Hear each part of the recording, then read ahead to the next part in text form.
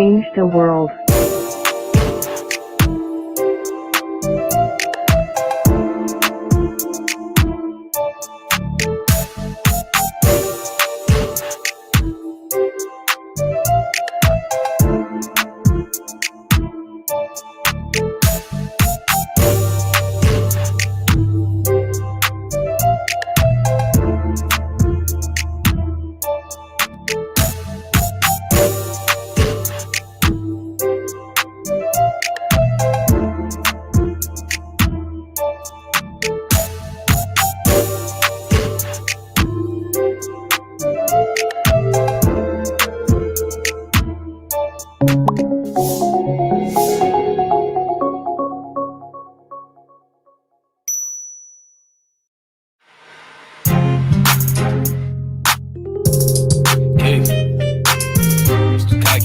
Nigga,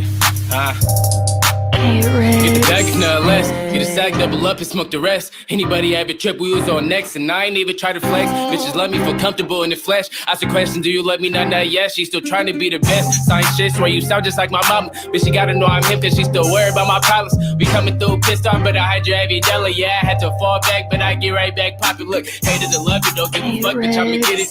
Pop it and tuck it, chip from my shoulder, yeah, I'm tripping. It's never nothing with the exception, shut up, just listen. Got money on my mind, baby, better mind your business. If you try me, you get stepped on, I'll slap you in my left arm. Condolences early, I'm a player, you might get let on. So I'm such a blessed charm, and even on my best form, still die for the streets, why it's only there to get left on. You out of beats and get some money, ain't no common sense, do anything for money. Got me kicked up out my mama crib, and over my brother, show no loving to the opposites. Which want to go to hill like hell no, I just be causing. Worry about these bitches, I'm gonna worry about a buck. No, I was trying to see if I can.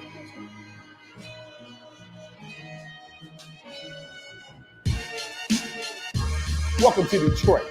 Man, I love this city. But I represent that east side, the 48205, the red zone, one of the most notorious zip codes in the United States of America. I'm Champ Town, and this is the Itiszzz, where celebrities and legends of the hood eat good, drink good, and talk shit.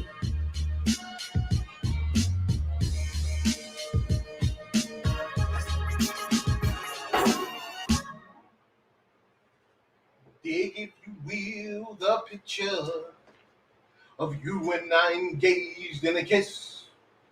The sweat of your body covers me.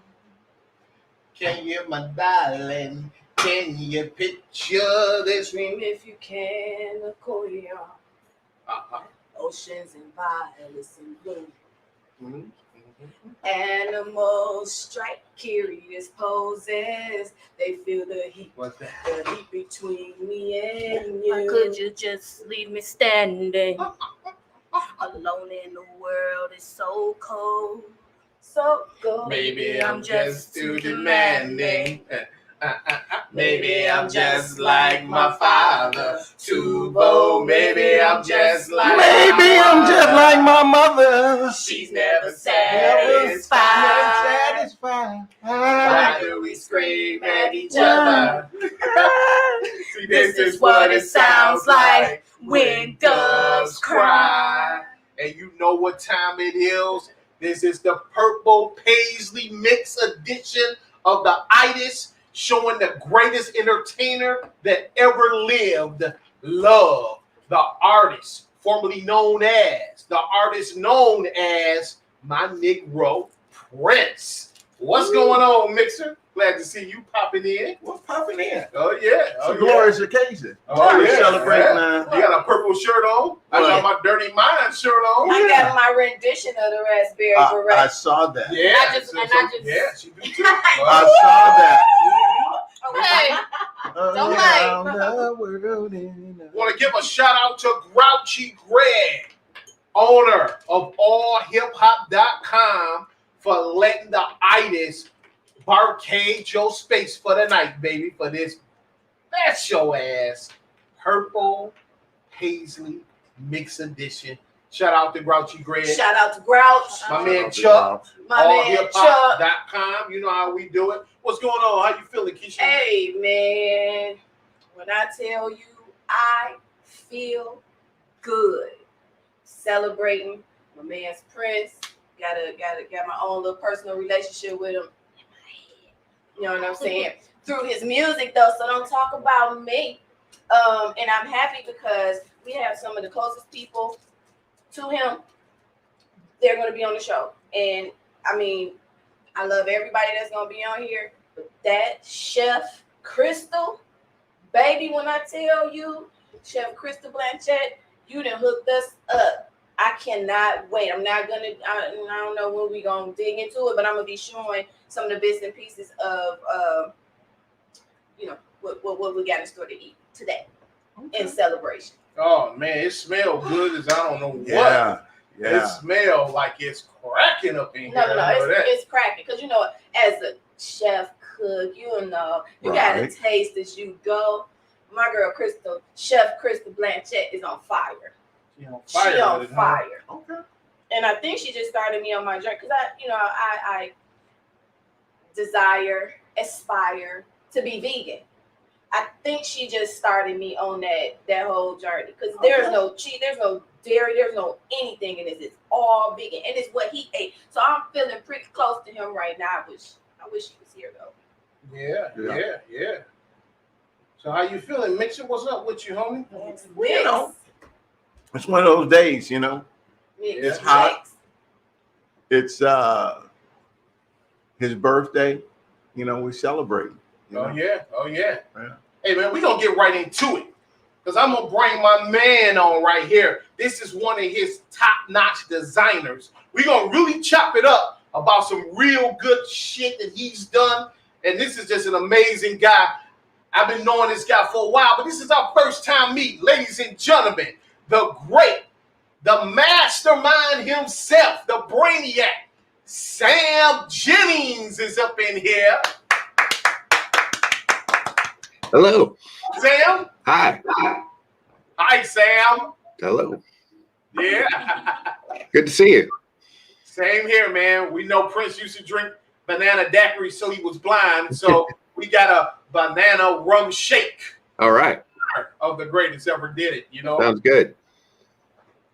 So tell me, man, how did you meet Prince? So in the 90s, when the internet was first becoming a thing, I was doing it professionally out of college. And he needed some people to work on a charity site for him for Love for One Another. And I was a huge Prince fan. I knew a lot of the people in the community. And so they connected me with this project. And then it just sort of grew from there. And then eventually I got pulled off to do other stuff. And then started doing graphic design for him. And yeah, it lasted about 9 years. Lasted about 9 years. So Let's get right into it, man. Like I tell everybody, before iTunes was even thought of, it was the MPG Music Club. Yeah. And please tell me what was his mind process and what was your mind process during this time? Sure. Yeah. This was like 2000, 1999, 2000. So you have to think back to that time. We were just coming out of Napster and the industry was really scared of the internet. And people were just going to rip off music and no one's going to pay for it anymore.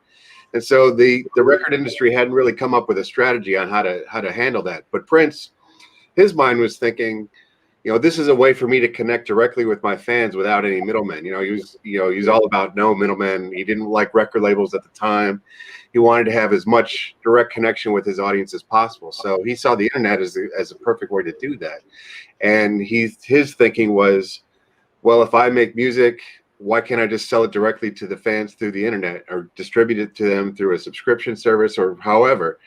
And since there wasn't anyone doing it at the time, he said, well, let's just make it ourselves. He was very do-it-yourself at the time, very taking a leadership role as far as well, let's just make it happen. And that's what we did. Yeah. So, man, how amazing was that to you? What was the pros and the cons of doing it early on, I may ask? Well, definitely some of the cons were, that was way back in dial-up days. So internet speeds were really slow. And, even downloading a music file took forever. So we had to deal with that. Plus, we had a worldwide audience. So you might have a faster internet in LA, but people in Poland, who knows what they're dealing with as far as the internet connection goes. So we had a lot of those things to think about. But the pros were, he had just this absolute freedom to do whatever he wanted. And he did these audio shows for a while, once a month, where it was like about an hour of him just sort of hanging out in the studio. And now we'd call it a podcast, right? Yeah. He was kind of just doing that on his own way back then, just because he felt like it. And I kind of liken the model to sort of like, how Patreon is nowadays, where people give a little money to an artist, helps them create. That's kind of the model what it was like with the MPG Music Club too. People were directly supporting Prince, and in return, he was directly giving them music. That's amazing. So let's make this clear here right now. That is amazing. Before iTunes, it was you, Prince, in the MPG Club. That's right. Before podcasts, it was you, Prince, in the MPG Club. Now, That's right. This is something very interesting here. We know 1999, he made the new masters. Everyone now is starting to re-record their work over again. Public Enemy, a lot of major groups are now doing the new masters as well. Mm-hmm. Was you around in the studio? Did you design any of the work for the new masters? Not for 1999. No, I was doing graphic design a little bit later than that, like a year or two later than that. But I was around for him when he kind of got that idea in his head to start re-recording everything. Okay. And I did hear some re-recorded versions of Kiss and Sexy MF and a couple other songs. And that idea that if he re-recorded the masters, then he would own them. Then something that like people like Taylor Swift are doing, and like you said, Public Enemy. Yeah. So let's talk about graphics that you did. What albums and what work did you work on? Yeah, so like the first big thing I worked on was the One Night Alone box set, One Night Alone Live, which was a 3 CD live concert set that he put out. It was the first time he'd done a live album. It was from the Rainbow Children tour, One Night Alone tour. And so that was the first big thing I worked on. And then that was sold through the Music Club, right? Yes. Yeah. My boy Ben right here, he the first one I ever saw with it. Nice CD layout. You did a great job on that. It looked great, man. You know what I'm saying? It was one of those situations where less was more. You know what I'm saying? Great artwork, man. Go ahead. That's his shit, though. Yeah, and so from there, I started. I did work on Musicology, 3121, and Planet Earth. I did the covers for all those and the CD packages for all those. A lot of singles, a lot of tour books, just anything you could think of. That was kind of the way Prince was. Like anything he could think of, he just sort of threw it at me and said, "You handle it," and I did.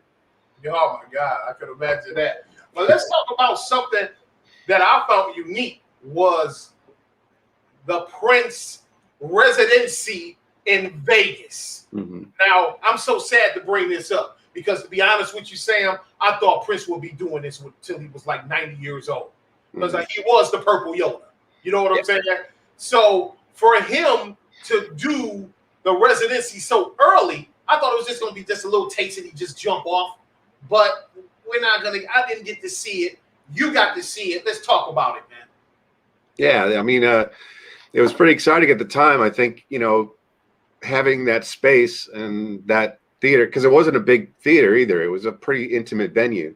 So all those shows were pretty special, and they were all very different. Like he didn't do the same thing over and over again. Like it kind of let him just sort of stretch out and play all kinds of different stuff, try different arrangements, have guest artists come up a lot. I think for him, it was just a lot of freedom to just, stretch out and then relax and do a show that he felt good with. It wasn't a big stage production. There weren't like 50 dancers. It was definitely not the kind of residency you see nowadays. It was really more about the music and about connecting with the audience. And I think it was only like 1,000 seat or something like that. I mean, it really wasn't that big. So it was a lot of fun for sure. So let me ask you this. Was you there the night Michael Jackson showed up to watch Prince? I wish I was. I wasn't there but I heard about it. I heard about it from everybody. I wish I was there. And what did you hear? Did you hear Prince was being a meanie? Yeah, I heard he was kind of playing the bass in his face, but that's Prince. Right. Right. You had to make Mike feel the funk. Yeah, I mean he was a very competitive dude, and like I'm sure he had a mutual respect for Michael Jackson, but at the same time he was like, he felt very competitive with him. Like, I'm gonna do my thing and try and show you up a little bit. Mike don't play no bass. Wow, man. So, man, I mean, looking at iTunes now, and I ask you that because we know Prince was the pioneer of the internet, but then he hated the internet. I want you to give me some balance on that. Yeah, well, he kind of got quoted around 2010 as saying the internet's over, the internet's dead, that kind of thing. And I wasn't working for him at the time, so I can't exactly say what he was thinking. But my feeling was that he felt that the record industry had kind of taken it over, like in the same way that they controlled the channels previously, like radio, MTV, all these things as record labels controlled. He felt that they now had figured out their ways of doing things, and they had figured out their control over that channel. So the internet as a free place to kind of do whatever, he felt that was over. He felt that like record labels were coming in and they bought their own little groups and things, and so like that was what was going to dominate again. And so the internet wasn't what it was in 2000. So I think that's all he meant. I don't think he hated the internet so much. I think it was just more the idea that he didn't like that the record labels were controlling things again like they used to. Yeah. Like they If there's money to be made, they will find a way to get their hands in. They will find a way for sure. And let's keep it real and honest here. To me, it seemed like the record labels are over. And I think it's a start of Prince and Chuck D, Public Enemy, being so vocal about the shenanigans and the very unfair one-sided record deals that was handed to recording artists. And I mean, I don't even know why would it make sense to even sign with a record label. Well, what's your thing, Sam? What's your thoughts? No, I agree. I think that the internet has really kind of put a lot of these tools in the hands of artists that they didn't have access to before, and then it just keeps getting more and more accessible.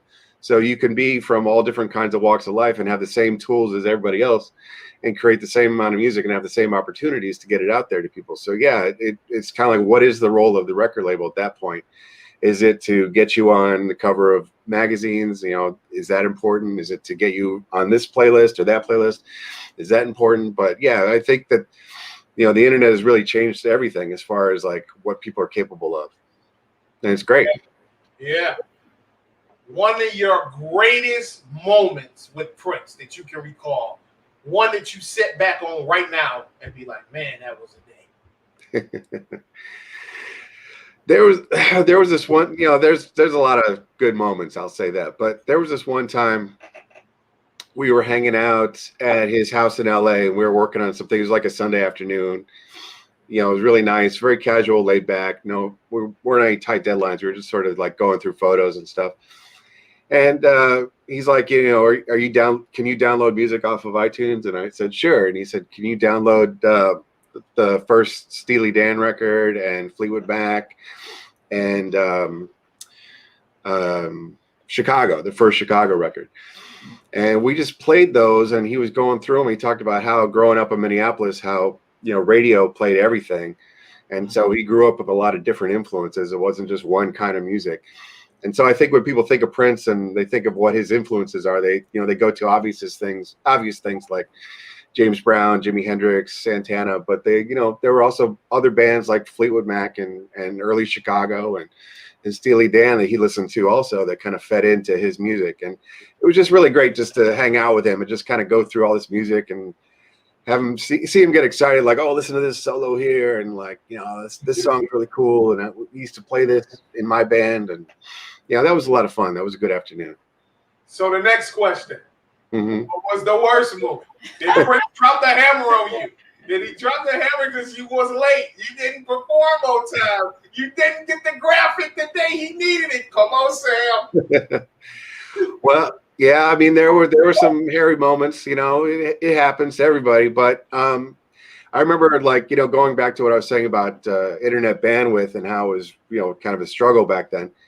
we were going to launch a new website, and servers crashing. That was a real thing. That was a real thing to worry about, and especially when we're talking about a worldwide audience hitting your poor servers at the same time. So we're going to launch it at, I think, around 7. And I was hoping like we could just do it casual, roll it out, and people would get to it when they get to it. But no, Prince says, I want to put up a countdown. We're going to put up a countdown. We're going to like count down the seconds. Oh no! Like, okay, but I know what's going to happen. And sure enough, we got to that point and crash. Nobody can connect. Oh Lord! And he's blaming me, and it's like, what can you do? We fixed it, and he got over it. But in those moments, it was pretty stressful. That was one of the worst. Yeah. Yeah. I need to ask one question. Mhm. Did he ever yell? Like, did he ever raise his voice to that level? Like, Not when I was around. He was always really polite. I mean, he was a really cool dude. He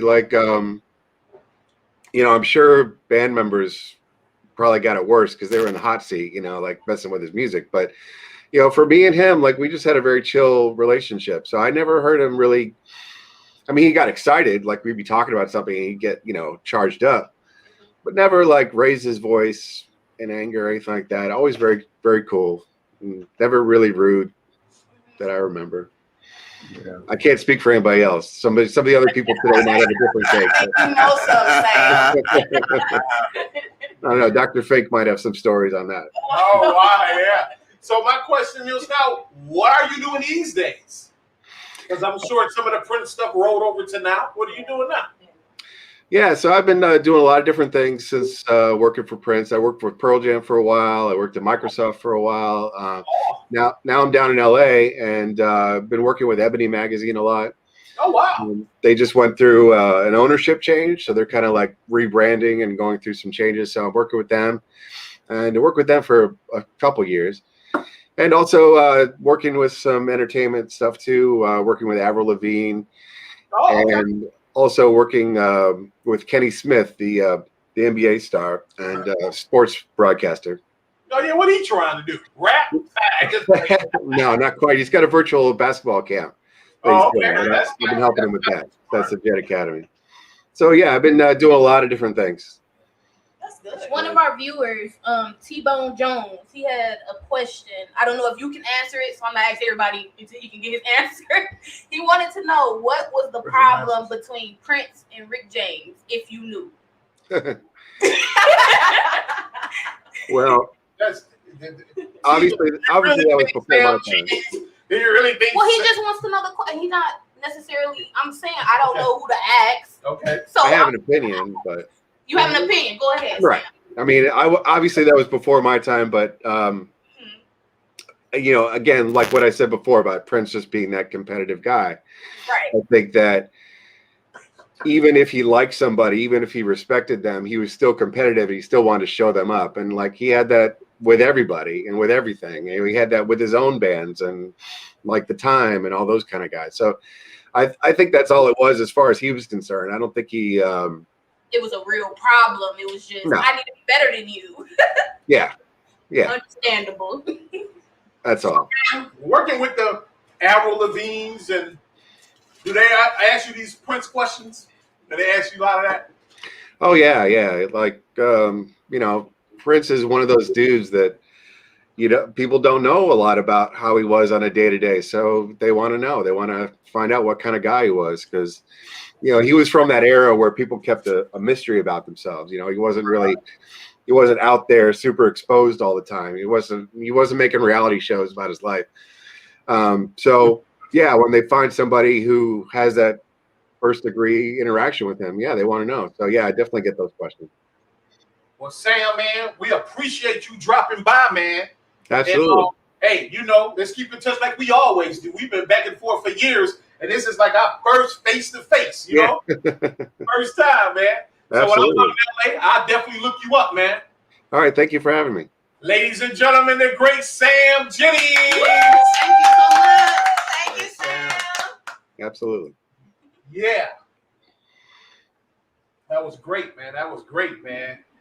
So with that said, Sam signing off here, man. The question that T-Bone Jones wanted to know, the next guy is about to answer. Oh, hold on, because I want to say, that. give me a second before we bring on our next guest. You got people in the chat. Okay. Matthew's here. He said R.I.P. to Prince. Purple Rain forever. Yes. Mhm. And I was gonna say, T-Bone is waiting on Fink himself. Oh. He thought Sam was Fink and was like, ask him why. And I was like, that's not Fink, T-Bone. Oh my God. But he said he loved Fink, so he's Oh, waiting I on mean, Fink. who don't? I mean, Right. growing up in Detroit, you thought Dr. Fink was like the coolest white guy on earth. He just was the coolest, you know. So with that said, ladies and gentlemen, what I want to do right now is bring one of the, let me say this, the greatest keyboardist in the 80s, in the 90s. This guy, we're going to talk about his greatest solos. Me and Hot Mix know what they are, but I'm curious to hear what he thinks his greatest solo is, because he did it. He should know. Ladies and gentlemen, the longest revolutionary member that stood the test of time, Doc Fink in this bitch. Doctor. Hey. What's up, Fink? Oh, I'm just chilling tonight. You just chilling. Chilling out. You in the Twin Cities? You in the Twin Cities? Yeah. Oh, yeah. Oh, yeah. That's my second home. I love Minneapolis, Minnesota, man. Yeah. I love it, especially this time on the water with them boats. Boy, it's a special occasion. Yeah. Hey, man, we want to thank you for coming on to the Itiszzz Yes, we do. on this special occasion, man. But what I want to give you love on is I came and I saw the revolution when y'all came to Detroit without Prince. And I was highly impressed. A lot of people was kind of like, didn't know if you guys could pull it off without him. But that damn Mark Brown, when y'all came out and started off with America, that set the whole tone for the night. You guys absolutely murdered it here in Detroit. So I wanted to give you that prop, man. Well, thank you very much. We really, really enjoy performing still. So Detroit, man, how big is of a deal is that to you in your career? Well, Detroit is like our, sister city to Minneapolis, and the fans there have always been the best, practically anywhere else in the country, and that's all I can say about it. It's just been a very loyal following all these years, and really appreciate all the support we've had over time. That's all you can say about it. It's a wonderful thing, and thank you everybody very much. So how did you meet Prince? Well, I met him at my audition. Actually, I didn't meet him until then. Okay. When I auditioned for the band, and it was actually Bobby Z, the drummer, who came to me, with the possibility of auditioning for Prince about a year before that. He was really starting to put a band together. So I didn't really meet him for that. And so once later on down the road, once he was signed to Warner Brothers and the first album was out, and he was looking to put together a touring band, that's when I had the opportunity to go to my audition and meet him for the first time. Yeah. So that first Revolution band that consists of you, Dez, Andre, Gail. Anybody else I'm missing in the first band that you were in? Well, Bobby. Yeah, that was it. That was it. You got everybody, yeah. I got everybody. You get an A. Sorry, I get an A. No, he missed somebody. Oh, you get a B. You get a B. You get a B. I'm B for Bobby. I'm B You plus. miss Bobby. You miss Bobby, So so you you get a B. So my question I wanted to ask you, when first Andre left, how devastating was that to you? Or did it matter, or you were too busy hitting the boards? Oh no, it was very disappointing. I tried to convince him to stay. Actually, I said, "Well, why are you leaving so soon?" I mean, you're, So he wanted to go off on his own and have a solo career, I guess. Yeah. So when Dez Dickerson left, was that another blow? Of course. Mm-hmm. Anytime people leave the group, especially if you're friends, which I was friends with everybody, you just go. Yeah. What can we do to make you stay? But they have their agendas. Everybody's got their lives, and they have their personal reasons why they do these things. So you had the jail suit first, and then you turned into the doctor. How did that come across? How did that happen, you mean? Yeah. How did that happen? How you went from jail suit to doctor? Well, we were on tour with Rick James, opening for him in late '79, or no, it was early 1980, and late '79, I think, early '80. And Rick James used to do this song called "Bustin' Out of L7," and he was wearing a jail suit on stage, and Prince felt that I needed to change my image because Rick was wearing a jail suit too, and he was the headline act, of course. So I had to change gears right there, and we were in Chicago at the time that happened, and it was only like the third show of that particular tour as well. Wow. That's crazy. Well, we had somebody chime in. They wanted to know if there was any competition in Minnesota amongst keyboard players, say, to battle who was the best keyboard player with you and Monty and Jimmy Jam, or was it a competitive nature amongst you guys? Or no, I never felt that. Yeah. Never got that. So what was the relationship with you and Monty Moore? Was y'all like brothers? Because y'all was the coolest guys back then to be hanging around those camps? Yeah, we were, we hung out. We were good friends. Sure. Absolutely. How heated did the revolution in the time get?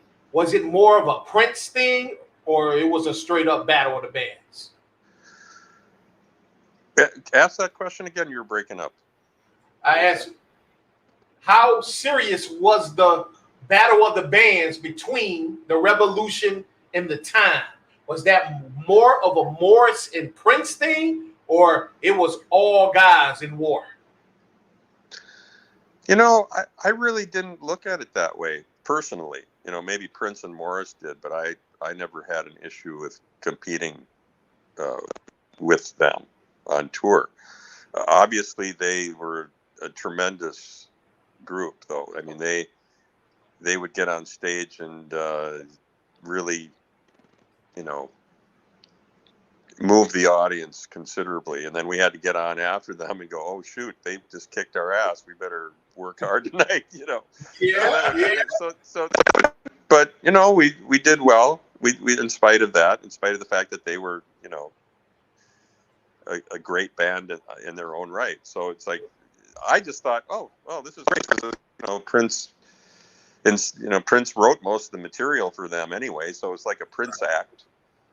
Yeah, it was all worked out that way. So it just was, to me, it was like the more the merrier. I didn't really have an issue with that, between them and the Vanity Six, and because they were on the road with us too in those early tours. So I was fine with all of it. I didn't have it as a competition. Right. So I asked the question, did you create those the solos that you did, or did Prince? Well, some of them I did, and some of them Prince did. Just depended on the song. Yeah. Okay. With that said, what you feel is your greatest keyboard solo? Probably the solo on the song "Head." We won! You didn't even say that. We got it right. We won. Yeah, that was Gold stars. What's the second one, if you had to compare them? When Doves Cry. Oh! I told you. I won. You won. We won. I won. Picks what you thought the second one was. It was off Dirty Mind too. Do It All Night. I liked it. It was just a little short, but it was doing a lot, you know. What, the head solo? The solo No, for head? yeah, that was amazing. That was incredible. That's incredible. Which other solo were you talking about? Do It All Night. Oh, Do It All Night. Yeah, that's a quick little solo. Yeah, that was one that Prince actually recorded himself. Oh wow. Yeah, that was Prince. That was Prince, but Okay. Oh, that's dope. Yeah, Head is incredible. Yeah. We knew that would be the best. Hey, I feel something. I'm like, yeah, I knew it. Doc Fink told me. Right. Yeah. So, Sign of the Times era. You know, Revolution left. I know. I mean, you just keep getting hit with the bag, man. I mean, first Andre, then Dez, now the whole Revolution, and you still got to roll on, man. How was it working in the Sign of the Times era? it was great. You know, I mean, obviously I was disappointed when Prince disbanded the Revolution in the late fall of 1986, and then he basically brought in Sheila's backing band at that point for the Sign of the Times tour and Love Sexy era and then Graffiti Bridge. So I was there, you know, Batman soundtrack, all that. I was there for all that later. But you know, those band members that came on board were all technically very, you know, talented artists, and I got along really well. You know, I was never having any issues with anyone. So, you know, I'm the kind of guy that just wants to get along and have fun. You know, I'm not looking out to cause trouble. That's good. Have you ever rocked any music with Devo? Because the Doc vibe always came off to me as Devo-ish. Devo D? Devo. Oh, the band Devo. The band Yeah. Devo, the new wave thing.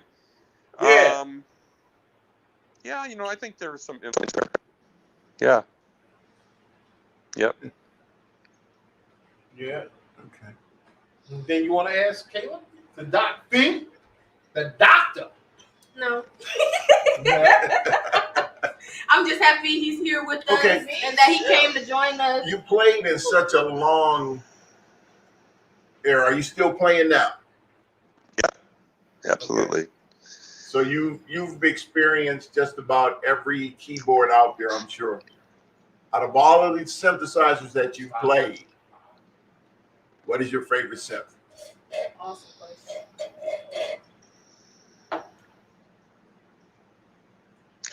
I'm not totally sure. That's a tough one. Oh. But you know, I'll just say Oberheim OBXA. Okay. And probably a Memory Moog. I like those. Okay. Now you said a memory mode? Mm-hmm. Okay, I'm not familiar. Never heard of that. Who makes that? He might not tell. Moog.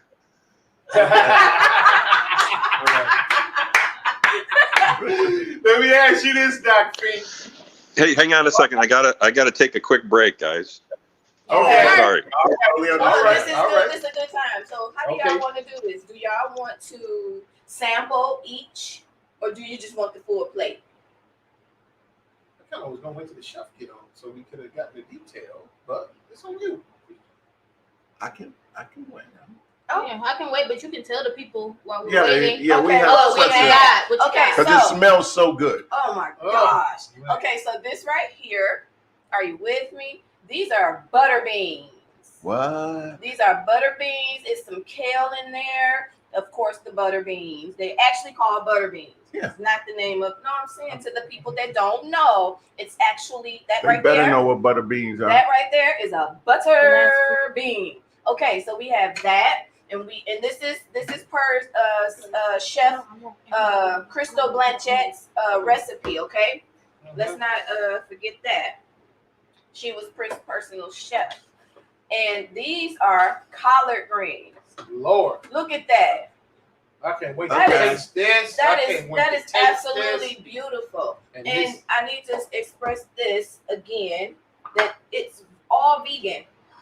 There are no eggs in here, No nothing, dairy. no dairy, no nothing. This is actually meatloaf. This is what Prince ate. Exactly Okay, what this he is ate. exactly what he ate. Okay, and I'm so excited. That's why I'm trying to jump ahead here. And then this is cornbread. Chef Crystal Blanchette's cornbread. Can y'all see that? Delicious. Yeah, Looks so- delicious. Oh my goodness. Well, this And it house says smells no so egg? damn good. Yeah, it's her fault. Blame it on Chef here. I want to say we got some new faces in here. You got Greek in here. Dooms is in here. Doomany? Doomany is Doomsday. in the building. What up, though? We have some new faces. We have Allure Guitar. She says she's from the Prince Army, Canada. Okay. Oh, Okay. hi. Thank you. And I've seen a Terry Thomas. Hi, in here Terry as well. Thomas. So we thank you guys for joining us. Yes. Thank you. Also, I want to let the viewers know, because you guys have not been commenting, that we have a game going. You have to guess our favorite Prince song. The hint is on the picture on Facebook, on Instagram, on Itiszzz, on mine, on his, on hers. So you got into the end of the show to guess. There is a cash prize that will be given if you can guess our songs correctly. So what I want to say is, does everybody know their hint? Yes. I gotta learn some What's my measly head? little Oh, hell. flyers. Yeah, I'm excited. We got our next We got guest it. about ready to come on, but we want to close out properly with Fink, and then we'll bring our next guest right on. So, you know. Oh, that's whack. Yeah. That's got to go. Yeah. Come on. Where my swatter at? I don't We know. get You it got live. it. You got We get that food live. You got to go. You can't. Tuck that. See, Tuck that. No, I'm finna take that Yeah. off. So Keisha's hint was Besides. beside. My hint is do not let my age. You got me covered. Don't think of my age as ignorance. Okay. Hot mixes. What's your All hint? hail the new king. All hail the new king. And Champ's hint is radio show. So you have it to the end of the show to guess. I mean, it's cash prize waiting. If one person can guess them all, you get it all. Whoever can guess it first wins that prize. Yeah. So we just chilling, man, waiting for the great doctor to come back, and then we can bring our next guest on. You know, we just want to close out properly with him. You know, got a couple things going on. He is like a mad scientist, so you know. Okay, I'm back. Sorry about All that. right, man, closing out, man. Couple quick questions, man. What happened when Rick James stole all your studio equipment, made an album with it, and sent it back? That's a great question that, Prince was very about that, as you can imagine. Oh, man. So I don't know. It was a very strange thing for him to do. I thought that was pretty unusual and definitely unethical. It was certainly unethical. So Yeah, And I asked that to you because you're the king of the sentence, and that he was using all your sounds and shit. What's up with that? Rick got famous off of what you do. I don't know what to say about that other than, I was very disappointed and made it known that we were definitely not happy about him doing So- that. But what do you do? It's like you I think Prince would have liked to have sued him somehow, but it was just too much trouble to try to So- do. Does anybody know what songs he recorded with this? I'm just curious. I have no idea. I don't have a clue what he did with our keyboards. They said the entire street album. Street songs. The entire street songs album. The entire street songs album. Stole Okay. them, used them, and sent them back to him. And Really? said thank you. Wow. One more question, Fink. Sure. Yamaha or Roland? That's from the Greek freak. G. Yamaha, or Roland? Yamaha or what? Roland. Roland. Roland. Oh, Yamaha. I think Yamaha. The Yamaha. Yeah, I think so. Yeah. Fink, we really appreciate you coming by the show. Is there anything you want to say to the people out here that's checking you out, man? When you get a chance, check out some of the artists that are on our label here in Minneapolis. I work for a new entertainment company here, and it's currently the label is V Records, but I think we're coming up with a different name soon, for the whole overall company, because it encompasses artist management, artist promotion, label, and streaming service called My Music. Are you guys familiar with MyMyMusic.com? Anybody looked at MyMyMusic.com before? But we will do our research. We will get on it. Yeah, it's on. If you have an Apple iPhone, you can get it at the App Store. I don't know. I'm trying to remember for Android, but anyway, I don't think it is yet. But anyway, it's My Music Hip Hop is the name of the stream service, and it caters to independent hip hop and R&B artists. Oh, okay. Yeah, we definitely check that out. And if you get a chance, if you get a chance, go on Spotify and check Max's music. Okay. It's spelled. He goes by the name of Max Millie, and it's spelled MVXMILLI. Again, V, the letter V is in Victor, MILLI. So Max Millie, and he's doing really fun material these days. Okay. And he's gonna have a video coming out soon with another electronic dance music artist by the name of Darko. Okay, I've heard of both of them. Look up Darko. You can see Darko's videos on YouTube, and his name is spelled DVRKO, but he spells, he says it Darko. You know how my son's thing is MV instead of an A? So it's Darko with a DVRKO. And what's funny is these guys met, a few months ago for the first time just by chance. And they both were using the letter V for an A for their second letter in their name and their stage names. And I thought that was really synchronicity happening, very, interesting.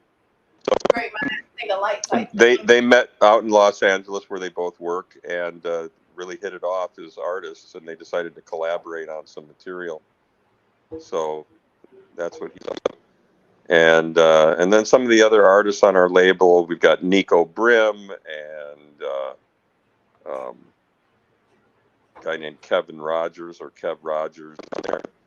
And anyway, a lot of stuff going on. A lot of stuff happening.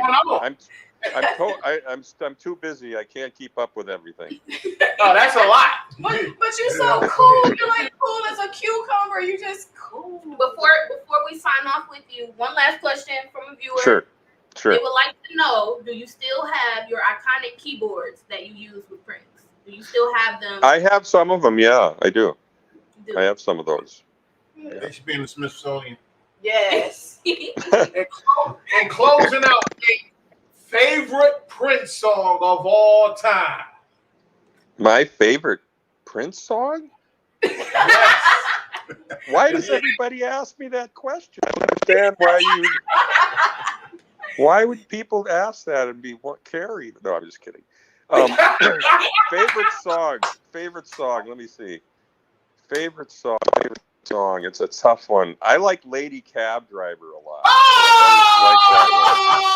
Brian, shut up. What?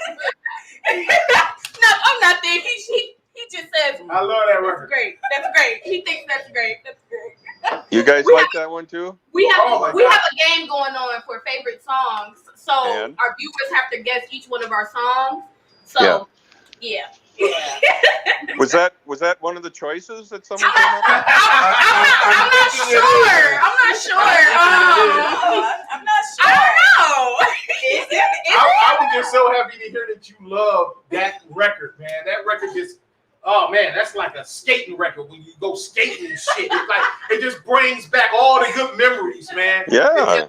And not only that, it's the record where you know, you guys had the 1999 little red Corvette that really pushed y'all over to the pop, but Right. Lady Cab Driver brought it back home with DMSR. You know what I'm saying? Exactly. Those records, it really brought y'all back to the hood. Man. Yeah. That's why I was like, oh, that was a hood record. Yeah, and it had a really cool synthesizer, kind of fluty synthy solo on it, which was really cool. Really cool. Yeah. So I don't know. That's that's 1 out of 10, really. I mean, if you're gonna make me talk about favorite Prince songs, I can't just have one. That's too hard. It is hard. Too, It's very hard to just too choose difficult to pick just one. You know, it's kind of like a lady. Can you eat just one, for God's sake? No.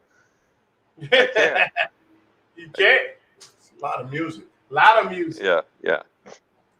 Thank you so much. When I'm in the Twin Cities, I'll look you up. Doc Fink, ladies and gentlemen. Will you stay in touch, Doc? Good looking out, man. Hey, take care, y'all. It was great. Oh, yeah. Hanging with y'all. That's all I can say. And keep it real in Detroit, okay? Always. 313. That's All right. 313, baby.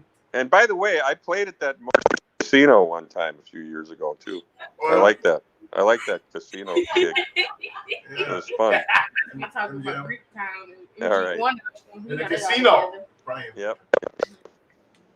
All right, guys. Take care. The great Doc Fink, baby. you. Yes, sir. Salute you, Doc Fink. Okay, we got our first guest. This guest is for Hot Mix. Are you ready, Hot Mix? I'm ready. Greek guest party man. Woo! Close. Oh, these motherfuckers. Very close. Oh, Very close. You're close, Greek. You're very close. Very close. oh shit. And with that said, Very I don't close. want to keep the lovely lady waiting any longer. She's an author and probably the baddest hair designer in the United States of America. Ladies and gentlemen, put your hands together for the author and the great master of hair, Kim Berry. What's up, girl? Hey, how's everybody doing? Doing all Good. right. How you feeling today?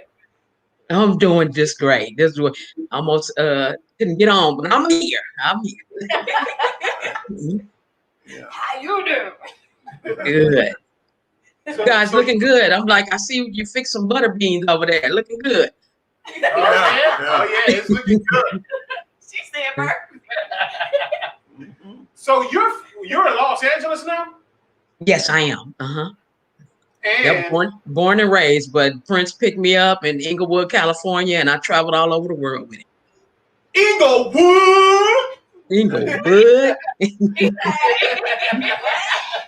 South Central LA. So tell me about that, because I heard you did a little strong garment in that VIP area to get Right. in with the Great Prince. So it reminded me so much of myself. I was like, oh, I got to talk to Kim. So tell everybody how you got yourself down with the Great Prince. This is a great one. Yes, I was actually dating one of his bodyguards, and Big Coco, and so he had been on with him maybe about 4 or 5 years, and I kept saying, "Give me a job, give me a job," and he was like, "No, it ain't time, it ain't time." So finally, he introduced me to the hairstylist. So every set I go on, every time I go anywhere where I know there's celebrity hairstylists, I migrate to wherever the hairstylists are. So I was like, okay, show me where the hairstylists are. So once I introduced myself to Tanya, who was his hairstylist at the time, just became good friends with her. So every time she come to LA, we doing a video, come hang out. We going to the movies, come hang out with us, So I was always hanging around. So my dad used to tell me, success is when opportunity meets preparedness. When the opportunity presents itself, will you be prepared? And so I was fresh out of beauty school. I was hanging around first after high school. My mother was like, I said, I'm going to take what the kids are calling a gap year. I said, I'm going to take a year off school so I can find myself. Because, I wanted to be a doctor or a lawyer. And I was sitting around the house for maybe 2 months, and mom said, okay, what you gonna do? You gonna get a job? You gonna go to school? Or you gonna get the hell out of my house? I was like, well, wait a minute. So then I was like, okay. So I went walking up the street mad and found Pacific Beauty College, walked into the beauty college. And next thing I know, this man had me signing on the dotted line. I was like, well, wait a minute. He said, school start tomorrow. Don't be late. You better come with your clothes and your shoes clean. I said, I didn't know that everybody that I was coming in contact with was going to be like a Mr. Miyagi type person to me and was teaching me, the wax on, wax off type of process. So, literally, I went home and I said, well, I hope you happy. I said, I joined beauty school. My mother said, I hope you happy, and closed her bedroom door. I said, but little did I know that they were pushing me into my destiny, that Prince would wind up being literally my first client fresh out of beauty school 2 years after I graduated. That's And so hanging around his hairstylist, I used to watch her table. So she used this hairspray, I went and bought that hairspray. She used this gel, I went and bought that gel. And so literally I had duplicated her table and didn't even know it. And never thinking that I would ever have the opportunity to do Prince's hair. I just said, well, if she's using it, I want to use it too. So one day she was having a bad day, and she said, I think I'm gonna quit. And I said, you gonna quit? She said, yeah. She said, I'm tired of doing this. I don't want to live out of a suitcase. I want to go home. I want to live a regular life. And she's like, I don't want to do this anymore. And I said, girl, you work for the biggest entertainer in the world. She said, it's not what you think, Kim. And Lord, after I walked a mile in her shoes, I was like, oh, got it. It's not what you think. I said, it's not for the faint at heart, working with celebrities. You have to want to be there. You have to want to do that. But my mother used to always say the life and death is in the power of the tongue. Be careful what you speak. And literally she was like, I'm going to quit. So she went into they was doing a video shoot. And she walked into the trailer with Prince, and she was doing his hair. And, he was having a bad moment, snatched the comb out of her hand. She said, you know what? She said, my lips are chapped from kissing your little black behind. She said, I'm out of here. And see, when you do something to Prince quits you. You don't quit Prince. And so, but that day, Tanya had enough. And Tanya packed her things and she left and got on the plane and went back to Minnesota. And so they got him through the video, got ready to go to Germany the next day. He tell Tanya to get the salon ready. They said, no, sir, Tanya quit. And he said, what do you mean Tanya quit? Because don't nobody quit Prince. So they said, yeah, Tanya got on the plane and went back to Minnesota. And he was like, so y'all got me out here. So Prince travels all over the world with his hairstylist and his bodyguard. And so he said, so y'all got me out here with no hairstylist? Because, he ain't going nowhere without his hairstylist. And so they got on the plane, flew to Germany. He got out there, and the hairstylist out there, he hated him. He wound up flat ironing his own hair that night. He came back to LA. When they came back to LA, they called me. The bodyguard said, we're going to get this club next door to the Beverly Center in LA, meet us at the club. So they had already set it up. I walked into the VIP section, had my portfolio, my Sugar Free say, if you stay ready, you ain't got to get ready. Had already been doing photo shoots. I was already ready, walked over to the table, Prince looking at me like, who is this walking up to my table, And so the bodyguards let me through. Laid the book on the table. I said, look, I know you don't have a hairstylist. I said, my name is Kim Berry. I do hair. I said, I need the opportunity to do your hair. And so he said, so you do hair. So he's looking through the book, and he's, kind of nonchalantly, he said, so you do hair? I said, yeah. He said, you got a salon? I said, yeah. He said, go set it up. So I already knew how to black out the windows, get everything ready. I had been watching her for 2 years. I've been stalking her like, I was on her. And so I knew everything to do. Got the salon ready. So about an hour later, the phone rings. Kim, yeah, this is Prince. I'm like, and he's like, he said, I'm not gonna be able to make it. I said, oh, okay. I said, well, no problem. Next time you come to LA, just know you have a hairstylist. And he said, oh, well, do you travel? Now, mind you, I'm 19 years old, ain't been out of Inglewood, let alone California. And I'm like, yeah. I answered before I could even know what happened. He said, okay, well, the flight leaves in an hour. We're sending a limousine to come pick you up. I said, I'm sorry, what'd you say? He said, is there a problem? I said, no, there's no problem. And so I called, I hung up the phone. He said, okay, I'll see you in an hour. Called my mom. I said, I just talked to Prince. She said, stop lying. I said, no, I just talked to Prince. He said, the flight leaves in an hour. And I said, what am I going to do? I said, I don't have no clothes. She said, you're going to take your hairspray and your curling irons. You're going to go get on the plane. She said, when you get to Minnesota, I'm going to send you some money. You go to Target, buy you a duffel bag, throw you some clothes in it, and you keep moving. I said, oh my goodness. So I took the windbreak on my back and flew to Minnesota. It was Christmas Eve. The first time I had saw snow, I was like, oh my God, Christmas lights everywhere. We pulled up to Paisley Park. I was like, oh my God, like it does exist, like the Eminem commercial. I was like, wow. And so they take me in the back door. I go inside. We go upstairs to the hair salon, and I see jewelry on the table. The purple rain jacket. I see, the little raspberry beret outfit. So they getting ready for some type of event or whatever. So I said, but one thing my mom told me in home training, she said, when you go in somebody else's house, you don't touch nothing that don't belong to you. So I sat right there. I said, his brother walked in, and during beauty school, my teacher had built up my speed. So I was hella quick. So I could do hair back to back to back. His brother walked in and said, you're going to do my hair first. I did his brother's hair. In walked another woman. After I finished her, in walked another woman. I said, okay, I get it. This is my audition. So I said, and I'm laying them out. My beauty school teacher said, quality and then quantity, never sacrificing one for the other. So each head, the first head need to look as good as the last head. So I'm laying them out, one after the other.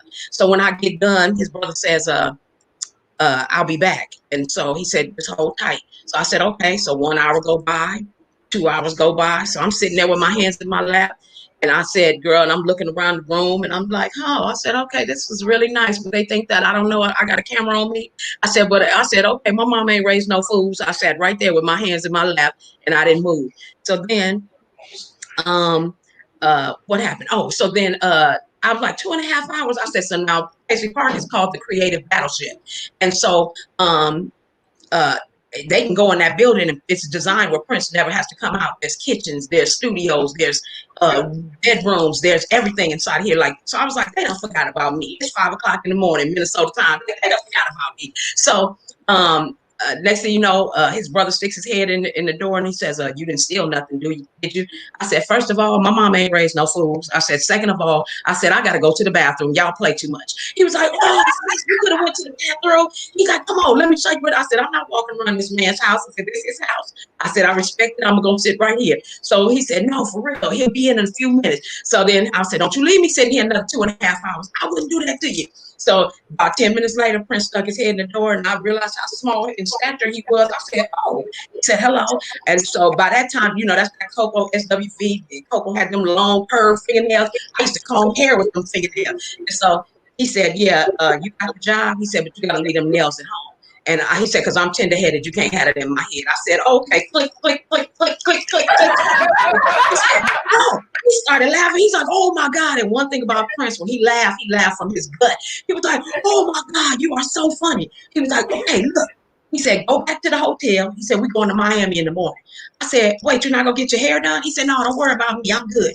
And I said, okay. He said, go back to the hotel. I'll see you at the airport. And I said, okay. So we go to Miami. We stay 2 or 3 days. He called me. He said, Kim, you good? Yeah. So he said, don't worry about me. He said, I'll call you when I need you. So he said, order what you want. Go see the city, whatever you need to do. I said, okay. So I called my mother, like, who does this? And my mother said, you do. And that's when my reality shifted. Like, oh yeah, I'm traveling with one of the biggest entertainers in the world, traveling around the world. I ain't did this here yet. I traveled with him for almost 2 weeks before I even touched him. And finally, we got to New York. We have been to Chicago, Atlanta, a bunch of different cities. So they partying, they in the studio, they making music, they doing everything but getting hair done. I was like, I don't know what's happening, but I'm gonna just keep rolling. I was with him. So finally, he says, Kim, get the salon ready. So I know how to go and, rent out the private room. I get the salon ready. I duplicated his table, everything. So he was uncomfortable with nothing. Everything that she had, I had. So when he walks in, we do, before he walked in, his brother gives me this lineup. Don't touch his ears. Don't look him in the face. Don't spill water on him. Don't put color on him. Don't do it. I said, hold it. I said, look here now, I done did 1,600 hours. I was built for this. I said, but what you're not going to do is give me all these rules and regulations. How I'm going to do his hair and can't look him in the face? And they said, Kim, I'm telling you, don't look him in the face. I said, oh, my God. I was like, Kim, just do what you do. So we go, and that wound up years later being a running joke with me and Prince. He was like, what did they tell you when you first started working for me? They was like, don't look him in the face. Don't touch him. Don't touch his ears. Don't put spill water. Everything they told me don't do on the first day, I did everything. I touched his ears. I spilled water on. I put water all down his face. He said, I need you to slow down. He said, I understand you nervous. He said, but I need you to slow down. Girl, but we did a full consultation. He said, I need a haircut. He basically got this exact same haircut. I said, cut his hair off, perm, color cut, hooked him up. He looked in the mirror, had his little gold teeth straight. He said, oh, yeah, this going to work. He said, okay, I'll see you back at the hotel. He spun around on them little purple heels and he disappeared. I said, I was like, well, I don't know what just happened. So I called my mother. I said, I just did Prince's hair. She was like, what? I said, yeah, but I don't know. She said, well, did he tell you to go home? I said, no. She said, then keep rolling. I was like, okay. And literally, I had been traveling all over the world with him, was with him with some of the highest of his highs and some of the lowest of his lows. I outlasted both his wives, most of his band members, you know, and, you know, it was a beautiful experience. Like I tell people, this little girl from the hood did good. You know what I'm saying? That I landed one of the biggest entertainers in the world, my first client. So when you talk about Prince's brother, we talking about Dwayne, correct? Dwayne Nelson, yeah. Yep, under Dwayne, yep. So, I mean, what album time when you got hired with Prince? Like, what album was he working on when you first started with him? I came in when I really started touring with him was right after Diamonds and Pearls came out. And so hence my book, Diamonds and Curls. So Prince is the diamond, I'm the curls. Okay. Cute. That's dope. And by the way, everybody that's watching, make sure you go get my girl Kim book. Yes. Diamonds and Curls. It's on Amazon. I ordered it, but it ain't gonna be here till Tuesday though. Okay. Anything you want to ask the great Kim KK? Yes. So how, like, what was going through your body, like coming straight out of beauty school like that and just going? Like, did you have any doubts? Like, were you like scared to approach him in that VIP? Like, I'm here, I'm ready. Like, what was going through your head? It literally was like, get there and get the job. Like nothing, like get there, do what you got to do. And, you know, and it made life so easy because I was able to walk through the doors. I was young going in this club. It didn't have no business in there. But because I knew everybody, but that's one great thing, that when the favor of God is on your life, God will set it up. And he said he will make room for your gifts and before kings and queens. And who did I land in front of? A prince. You see what I'm saying? And so I count it all joy, and I don't take anything for granted that God chose me to walk alongside that man. Almost 29 years I walked alongside that man and traveled all over the world and had some of the most beautiful experiences that I'll have to be. You know, I got stories to tell my children's children about that man. So I'm gonna tell you this. I'm gonna get a shirt that say "Do like Kim." Yeah. Do like Kim Berry, and then on the back it's gonna say "Stay ready." Yeah. Stay ready. That's right. That's right. Do like Kim Berry. Stay ready. Yes, ma'am. Yes, ma'am. We definitely gonna have to have you back on the show where we gonna show all his hairstyles and we gonna get thorough. And not only that, when we in LA, we gotta bring the ladies by the shot. You know what I'm saying? Yes, that'll be awesome. That'll be awesome. I love to have you. Yes. Yeah. Anything you want to say, Kim, before we close out? We appreciate you showing up today. Yes, we do. Absolutely. I just want to tell people this, you know, stay dreaming, stay creative. Don't be scared to step outside the box. Don't be, you know, right now I'm working on set with, you know, Insecure with Issa Rae. And, you know, I'm working in film and television. So, you know, people are like, well, what are you going to do after you leave Prince? I'm going to keep doing hair. You know, because Prince said, you know, he knew that once the music ran out, that, you know, he would cease to exist. I said, so the same way Prince went into the grave doing music, Kim Berry's going to go into the grave doing hair. So go to my website, www.diamondsncurls.com, diamondsandcurls.com, and you can pick up the book. You can stay current with everything that's going on with Kim Berry. I'm on Facebook and Instagram as Kim Berry on set, so you can find me. All you got to do is type it in, Prince hairstylist. You're gonna find me. So I'm around. So, but yeah, I'm doing big things, and I said God is not through with me yet. So I appreciate you guys for having me on, and I love it. I love what you guys doing. I wish you much success. Thank you. And we will definitely have you back in a few weeks, ladies and gentlemen. Absolutely. Berry. We got to check it out with you for a I love long it. time. He said, "We wild, y'all. I love it." Mhm. Yes. Oh, yeah. And my favorite Prince song is "International Lover."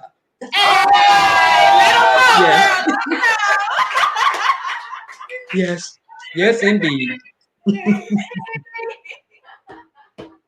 Hey, we got a lot more to talk about. We'll talk to you soon. Yes, ma'am. Yes, sir. Thank you. Oh my God, I love her energy. Her spirit is just lovely. It's just lovely. Man, well, I know Negroes around here hungry. Negroes around here hungry. So we got to bring the chef up in here.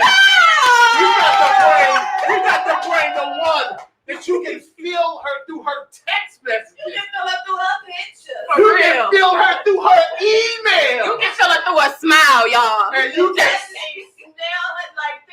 Think about her, see it, feel it through her food. Yeah. You can smell it through her food. Ladies and gentlemen. No, wait. That wasn't right. Go back. You can smell her food. You smell her through the food? No. Well, anyway, ladies and gentlemen, the greatest chef around these parts of the country, the one and only Chef Crystal.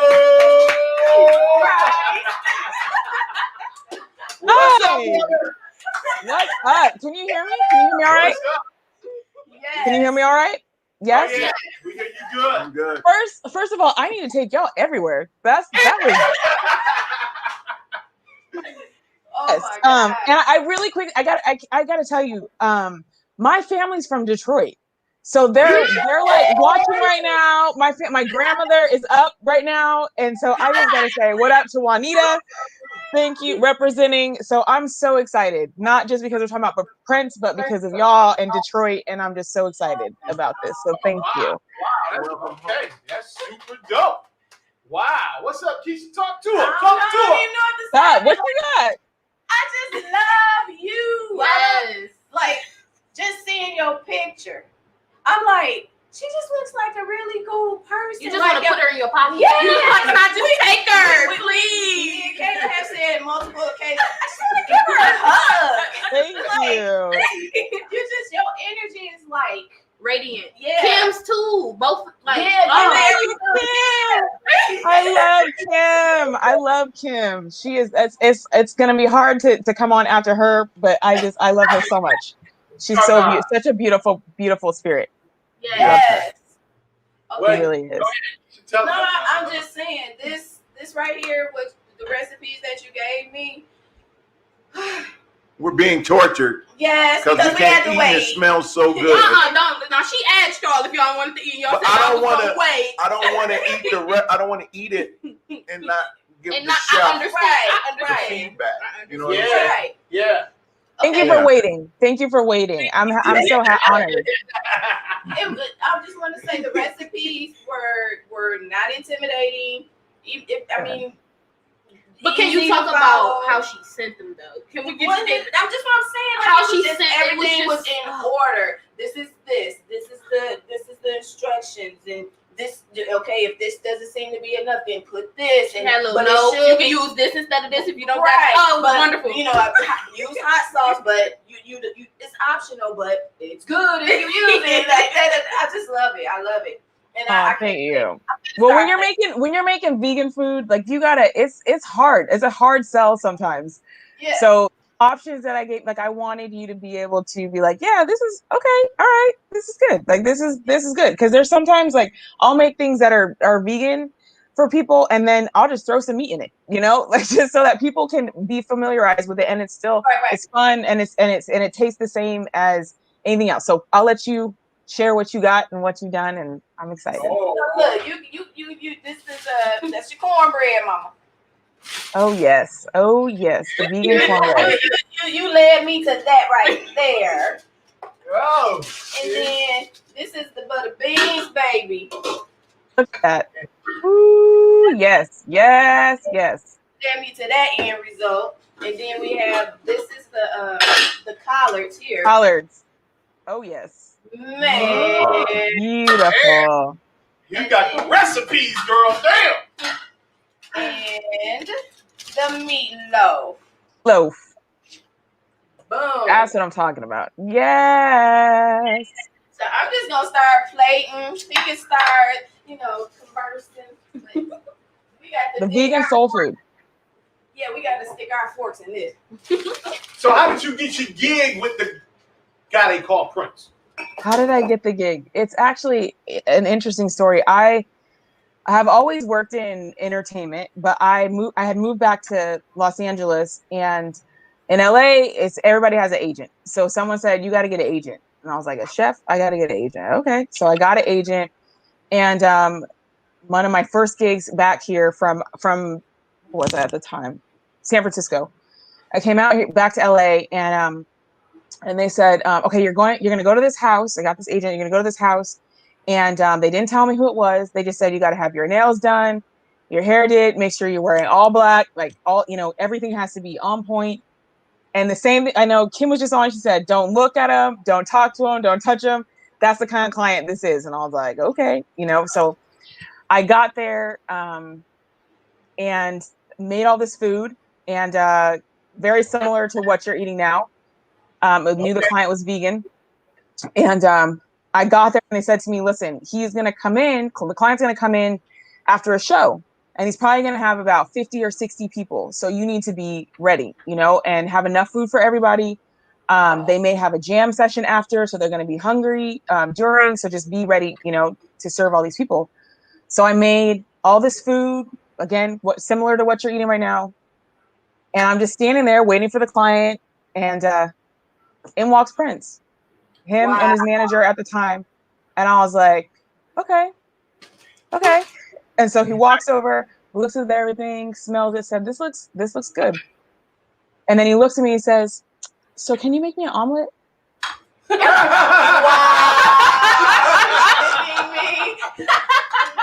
Oh, wow. I know you like, what? Yes, yeah. I was like, yes, I can.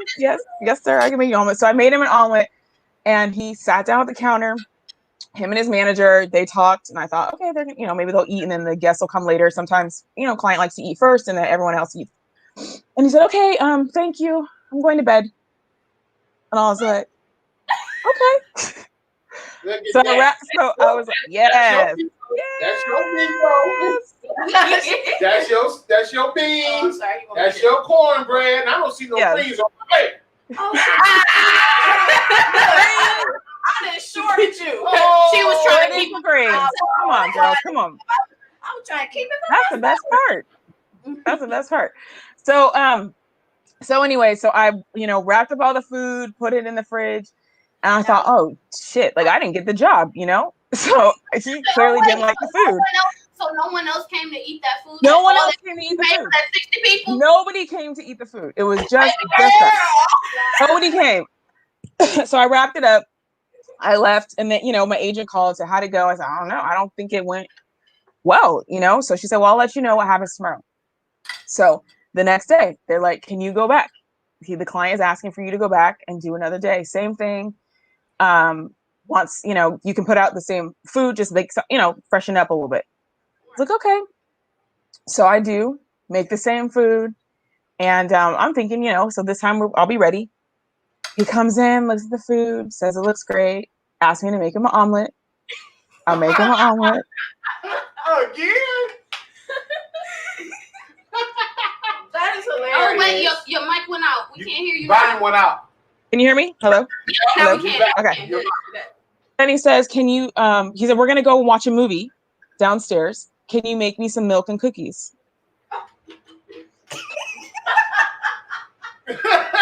Oh, it happened again. Oh, hello? There you go. Okay, I might have to unplug it. So then I get the milk and cookies, take it to this room, just him and his manager. Nobody else is there. What kind of cookies did you make? Chocolate chip. Okay. Chocolate chip. Made him some chocolate chip cookie. And then he's like, okay, well, we'll see you tomorrow. And I was like, hey. So tell me what. So then the next day they were like, okay, he wants you to come back, and they're this time, it might just be him. I don't know. Just be ready. And I was like, I'm not about to like spend this man's money, buy some more food. I already got to probably toss half this stuff. So I'm not about to do it. And, so But I had a few things just in case. Next, you know, he shows up, 100 people. Wow. I'm by myself, and I was like, "Are you serious right now?" So I did what I had to do. I grilled some vegetables, whatever I had, I made in the kitchen. And the next day, he hired me. He officially hired me, and So that was it. how long did you ride on that ride? How long was that? 4 years. 4 years. That's a long time. Wow. Yeah. So So were you the only chef? Or when it I was others? was with him, so I worked as his chef, and then he promoted me to work do business administration for him. He's felt like I see something in you. This is an opportunity for you to learn about business.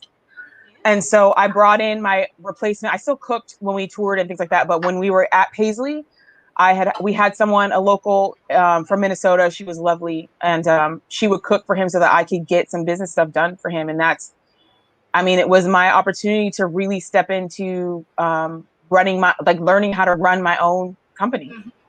So I'm really, really fortunate to have had the opportunity to have him see that in me and give me that chance and really throw things at me. Like I was like the chef calling to book a tour. And I'm sure, I'm probably sure these people at Live Nation were like, "Who is this woman?" I thought she was the chef, and now the cook calling us that we're about to book a tour. But it was. I learned, like I said, I learned so much, and that's like, I came from very humble beginnings. My parents were both, working class and gave me an opportunity to go to culinary school. They had other dreams for me. And so to be there and have that opportunity to shine with him was wonderful. So. I'm gonna pause you real quick. How's the food? Yeah. This food is delicious, girl. Wow. These I greens, love it. these greens are something special. Mhm. The butter beans, all of it is. All It's all of it. special. It's I delicious. just had the butter beans so far. I never had them before, so Me I'm neither. like, Mhm. damn. Yes. What's up? Yeah. Well, you gotta give kudos to the chef. This one right here. Thank you for doing me some justice right there. She gonna let me do it today. No, don't you dare. Don't do it. Mom. Yes. Honey, yes. Mix, talk to me about that meatloaf. Mix, how that meatloaf lay. The meatloaf is good. Let me take The greens are great. They are delicious. Man. The butter beans are different. I'm used to just butter beans and butter beans. But the kale, the tomato sauce, what is They that? give it a different vibe. Like, Yeah, it's that's delicious. You wouldn't It's just even like, know that cinnamon's in there. It's cinnamon in there? It's cinnamon and Wait. It's got a little spice to it. Nope, I wouldn't know. You would not know. So I'm really digging that. I like it. And it's like a little hint of spice. Oh, man. This is wonderful. But it's like the perfect amount of Yeah, things. it's yeah.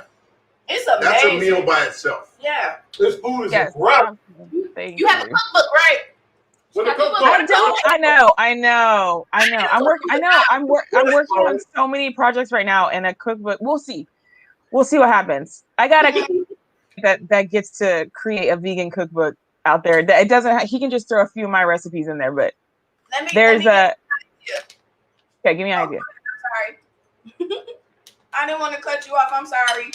Oh no. I was just saying, like I have another client that's a vegan that's very special. He can throw down and create his own cookbook. Just throw some of my stuff in there. I'll be happy. But here's an idea. Whenever you're ready, do a voice cookbook. Oh my God. Ooh. Do a voice cookbook. The way that you do those instructions, how you lay that out, and you do a cookbook that way, an audio cookbook. That's I could think of audio cookbook. An audio cookbook, and you gonna blow up. Bro, you gotta. You gotta come out here. Play some jazz music in the back or something while you're Yes, telling I love that. Well, I have a thing that I do. DJ Rashida, who is my best friend, was Prince's DJ. we do a show, we do a thing together. It's live though, where people come out and she DJs and I cook and we do like a whole dinner thing like that. But to do something like that, I could have her jamming in the back while I'm cooking. Yeah. Oh yes. Of course. That sounds like I love that. Yeah, Sounds like a serious show. Yeah, seriously, yeah, that's good. I heard that on Fox. And then you can do That's I gotta give you. Let me know where I gotta send my 15%. Your 15%. Just mention me in the book. honey. There we go. There we go. I love it. Yeah. Very good. I can't. Thank you. Man, you had Prince. You was doing Prince right up on that plate tip, huh? You gotta take care of them. That was the thing, you know. Make them food that reminds them of home. That's the. This is it. So what got you into cooking strictly like the vegan food? You know what? For me, it was I mainly just did whatever my clients needed. So it was important for me to know everything that's out there. So whether it's like vegan or keto or whatever, you know, I work a lot with athletes as well. So it's really whatever the trends were. I wanted to know what to make, but I also, like I said, it was about what tasted like home. You know what I mean? Because it's like not, you can get healthy food. It's great. And I love it. And I'll cook whatever is needed. But I also know like to have a pot of greens, like, you know, is like, that's special. And so if you're a vegan and you felt like you couldn't have that, I wanted to make it available to him, you know, or to my other clients. So that's why I got into it and really focused on foods that I loved. He had to love these greens. He had to.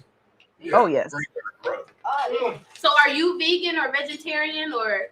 I mean, I do eat mostly vegan, but I like meat. I like ribs, bacon. I like all the things. You like all things. We went out. We lost you. Did you lose me? All right, let me see if I can pull this up. You there now? Out. I think it's her. Yeah, she's frozen now. Oh, there she goes. No, she's there, but we can't hear her. But we still can't hear you. No. Oh, you you're muted. muted. You muted. Unmute You muted yourself. yourself. You muted yourself. There you go. Yeah. We got you. Okay, I'm back. So you eat meat. I do eat meat. I do. I just had some chicken wings yesterday. There's no need to be ashamed about it. Not at all. It's a meat. No, not at all. I was curious because Yeah. this vegan food is delicious. I was just curious because okay. somebody I would want y'all to really. be meat shaming, Crystal. I eat meat. What you talking about? No, but I don't eat meat and I cook. So she's saying that because she does eat meat, how the hell does she cook this? Like, how did you come up with this recipe and there's no meat in there? But then again, you do it too. I mean, so you do it. That's what I just said. Y'all right. It's the respect. It's also like what you know, right? It's like I grew up with my grandfather cooked all the time. So it's just about taste. Like it's about, I know I make things like through taste. And so it doesn't necessarily have to be meat. You know, I was working with a chef once that was like, I don't taste meat. I don't like it in the room. And I was like, well, you know, I can't have you like working for me because I have clients that do eat meat, and it's like but it's okay. Like I got nothing wrong with it. I think it's great. It's a great way, you know, avenue to go down. It's a great journey for him. But there are people like they do. I have clients that only eat meat. That's it. You know, and so it's again, my job is to create whatever the client wants, and that's what I did for Prince. That was it. Was to create what he wanted to eat. So. My boy Hot Mix right here, you know, he's on the keto. So I know you got some great keto recipes. I'm down 60. Nice. Eat a lot of chicken, a lot of fish. Mm-hmm. Good. You stay away from the red meat? No red meat. No. Good. That's good. That's always what I recommend when people are doing keto. And that's just a personal thing, you know. The red meat can be a little bit much, especially if you're just eating heavy fats and it's like that. But good for you. Congratulations. Yeah, I'm getting old. Gotta hang around, you know. I hear you. Especially for our people, right? It's like I find it sometimes, especially when I'm working with athletes, like I'll have a conversation, and they're used to eating, like my Black athletes, they're used to eating what they want to eat. But then they hit a certain age, and my job is to create longevity for their life, like not just on the field, like, or on the court. It's like, what happens to you when you are ready to complete, or if you want to keep going, like if you want to keep going, like, let's go. Like, I'm here to support that, but you got to follow, for us, like, again, we're not out there working in the fields like we used to, like, so it's very different. It's very different. So Very different. Oh man. Man, this is So good. incredible the shit greens here, are great. oh, Butterbean. Everything is good. I Well love worth that. the wait. Well worth the wait. They need Oh the Lord. cornbread, though. Do you have a favorite Prince song? Oh, of course. What is your favorite? I'm hoping that my daddy's not listening right now. My favorite Prince song, I already know my grandma, but my favorite Prince song is Darling Nikki. It's my favorite Prince song. Yeah, you like that one, huh? It's like, because it's so clever. Like, the word, I'm just like, oh my God. Like, it's just so, it's silly. It's like the silliest song, but I don't know. I love it. It's my favorite Prince song. I do have, when the first month that I cooked for him, I had never seen any of the shows. And he was like, you got to come see a show. And I was like, no, I'm just being professional, It's like, come, you got to come and see a show. So I ended up watching, and it was Purple Rain was playing. And it just like that had me in tears. Like, that was just the most magical moment, like watching this man on stage, like everyone singing along to him, and his fans, his people, like, were everything to him. And so to have that opportunity to see that, like, I will never forget that. Like, I will never forget that. Out of all the concerts and things that I've seen, with him, like, that was so special. One, because he asked me to come see him, and two, because like I felt it. Like, I felt what everybody else felt, for him. And that was when I already loved him, but that was like, I actually like fell in love with him, in that space. So What year was that? What year was that? I believe that was 2010 or 2011. Wow. So he passed away, like, while you was working for him. So he passed away right when, so my daughter was born. I was still doing some work for him at the time, but I had just had my second child.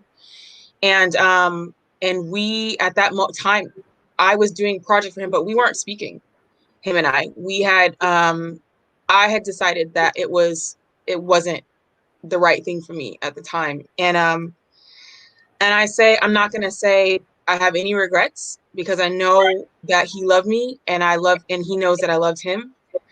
And I did the best that I could, for him. And so I just continue to know, like, I just get to do right by him and honoring my stories with him. And that's it. So. And that's all you can. Yeah, that's all you can. It's just do what you feel in your heart is good. Absolutely. Well, it seems like it was a lot of people. I could see that you kept it real always, but it just seemed like the last remaining people around didn't really keep it real, because I just don't understand how he went out like that. Yeah. If real individuals wouldn't allow that. Yeah, and that's my point, is that it's just, I think that as time has gone by, and God always has a plan, right? And I know that there's a lot of healing that's taken place over the last few years, for other people, for myself. And at the end of the day, like, Prince is an adult, and we love him, and we honor him, and we honor those people that are struggling with whatever they're struggling with, and so I respect and love those that were around him in the end, because I know what I had to do, and I can't imagine what they felt or what that position, that they were in. But I just trust that God was there to handle whatever needed to be handled, So that's good. I have one more question. Oh, yeah. Yes. So my sister is a chef. Okay. Okay. And She need a job because I need some more chefs. Tell her come out. see, Yes. see, That's how we look work. at God.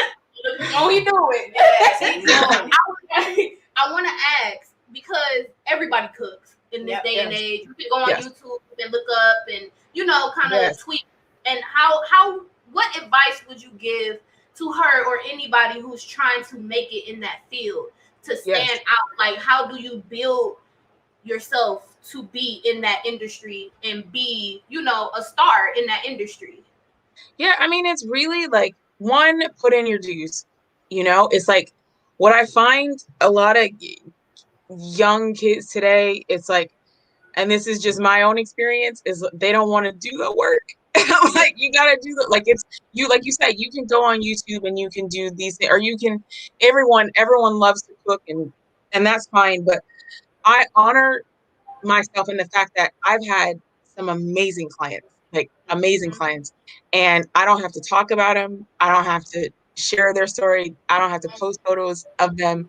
I just do my job, and so that's one of the things I say is just be humble, just know that, like, again, like, God will put you in the right place. You just got to be ready for it. Like Kim said, you just stay ready, and so when you do the work, when you put in the dues, like, you don't know, and ask, just open your mouth and ask for it, because you have no idea who's going to say yes to you. Or it's like, for me, like, it was, I don't even know, I was in culinary school in San Francisco, and I got a job there was a professor that I worked for while I was in culinary school that didn't hire students after they graduated.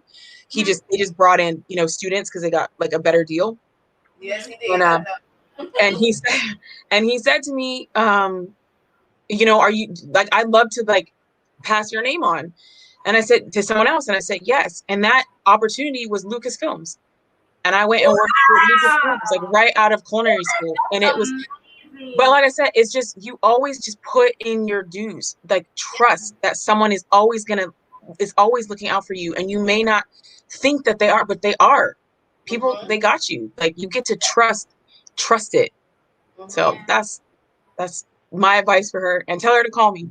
I was gonna say, I do a little cooking too, so we gonna contact you.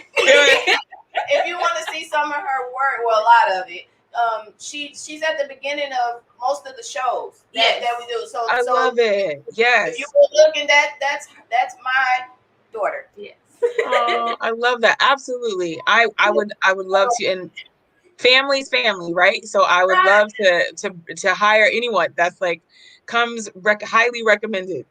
Highly recommend her. Yeah. She is. No, but she really is the best. We started this challenge thing where people choose 3 random ingredients. It can be anything, and she has to make a dish out of it. So our favorite one was Nutter Butter, marshmallows, and Concord grape jelly. And my gosh. Nutter Butter chicken with this asparagus with some marshmallow cream sauce and like a jelly bacon reduction over the chicken. It was so delicious. It was delicious. I love that. But that's it right there. Have a niche. Like, when I started, there wasn't anyone that was doing nutrition and cooking. It was like, basically you had like the nutritionist or the chef, right? So I was like, well, shoot, like, my parents want me to go to school and I want to go to culinary school. So I did both and figured it out. And now everybody, like I said, just find something where you fit, but also, like, the side hustle is great. Always have a side hustle. Always be, looking toward what's the next step for you, and if she wants to get in entertainment, again, like I said, tell her to call me. Like, I'm happy to support that. And, she wants to travel, girl. Yes. I mean, I'm done with all that, but I'm happy to share that with someone else. That's awesome. I would definitely let her know. And I thank you so much. Yeah, there's plenty of space. Trust me, there are so many jobs, especially right now with the pandemic lifting. There are so many jobs, especially for chefs. I told my parents, I will always have a job. You don't have to worry about that. I go work at Jennings. I go work anywhere. You know, I cook. Someone will hire me. Everybody gotta eat. We could probably talk to you for about 4 hours. So with that said, you know, you got to come to Detroit. You got to come here live with us. I will come live. Yes, I get to come Yeah. see my grandmother. I'll come see you. Absolutely. Yes. I'll let Let you me know. cook for me because I'm not coming to cook. Yes. Yes. Okay. That's what's up. That's what's up. I got my grill right here. I didn't use my grill today. Yeah. But it's okay. There we go. You can make me some meat. Yeah, I'm gonna make you some meat. Oh, that's her specialty. She be cooking that shit up. Yes. Hey, we really appreciate you stopping by. The Oh. great Chef Crystal. Thank you. We'll see you when you come here. Thank live. you. Yes, I'll see you soon. All right. Much love to you. Thank you. Yeah. Bye. Oh, I loved her too. Oh man. She was so sweet. She's a sweetheart. So with that said, man, we got to roll on to our final, the closer of this event, the man that knew him from day one. Not only that, he gave him his break first, but this guy has a very, very interesting story because he's very deep involved in the music industry. Ladies and gentlemen, the one and only Pepe Willie. What's up? What's up? What is up, Detroit? What's up? Detroit. What's up from Brooklyn, baby? What's up? Yeah, Yeah, man. Thanks for having me on, guys. I love it. I love it. You are a book author as well. Oh, yeah. Yeah. So we're going to let everybody know to make sure they go buy your book. Tell them the name of it, Pepe. Oh, easy, baby. Here it is. Oh, yeah. If you see me. That's right. If you see me, my 6 decades of rock and roll, and my uncle, Clarence Collins, did the foreword of Little Anthony and the Imperials. Yeah. Right. Okay. Yeah. So you got some music history. Oh, man, let me tell you. And let me tell you, man, first of all, my first rock and roll show was in Brooklyn at the Brooklyn Paramount Theater. And my first act, besides Little Anthony and Imperials, who I went to the store for, was Chubby Checker. Wow. Okay. Chubby Checker said, I knocked on his door, and he said, go get me a pack of cigarettes, man. And I was like, oh, shoot, man, that's the Mr. Twist, man. That's Chubby Checker. You know, he gave me some money. I went to the store and got him a pack of Salem cigarettes, man. This was in 1962, 63. Yeah. Yeah. The Coasters was on the show also. Yeah, absolutely. Yeah. Oh, that's before I was born. Hey, before any of you guys were born. And another thing is the next year we moved over to the Brooklyn Fox Theater. And the Brooklyn Fox Theater, they had the whole Motown review. I'm talking about the original Temptations, Martha and the Vandellas, the Temptations, Marvin Gaye, Diana Ross and the Supremes, but they were just called the Supremes then. Diana Ross was 17 years old. She was a small little skinny girl, man. You know, and Gordy was hovering over her, you know, with her everywhere she went. And he had said to Diana, he said, Diana, I don't want you hanging out with those Imperials. You know?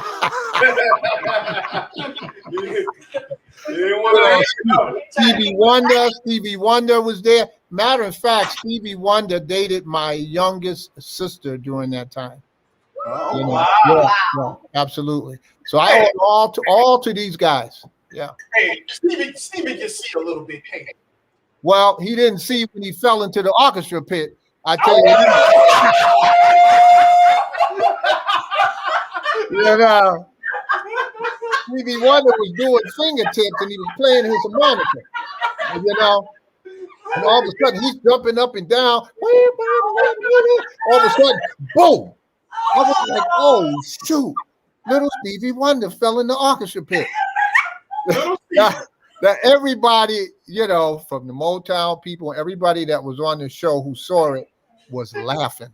They were dying. And I'm going like, how could you guys laugh, man? I was like 16 years old. I'm going like, how could you guys laugh? The guy's blind, man. Fell in this, you know. it was something else, man. It was something else. But what a treat it was to be around all those artists, even from Mary Wells. I fell in love with Mary Wells. Oh man, I used to love that woman. And I was, every time she was going, getting ready to get on, and she's in the wings, I was standing right there. I'm looking at Mary Wells, baby. She was fine. He said she was fine. So did you ever get her number? Oh no, man, I was too young. She looked at me like a little kid. I was way too young. It was something else. But I had a great time seeing those shows. Murray Decay did those shows. He was the disc jockey of 1010 Wins in New York, and he later on brought in the Beatles. And they had said if Murray Decay likes you, the Beatles was going to be a hit. So the Beatles came in, he liked them.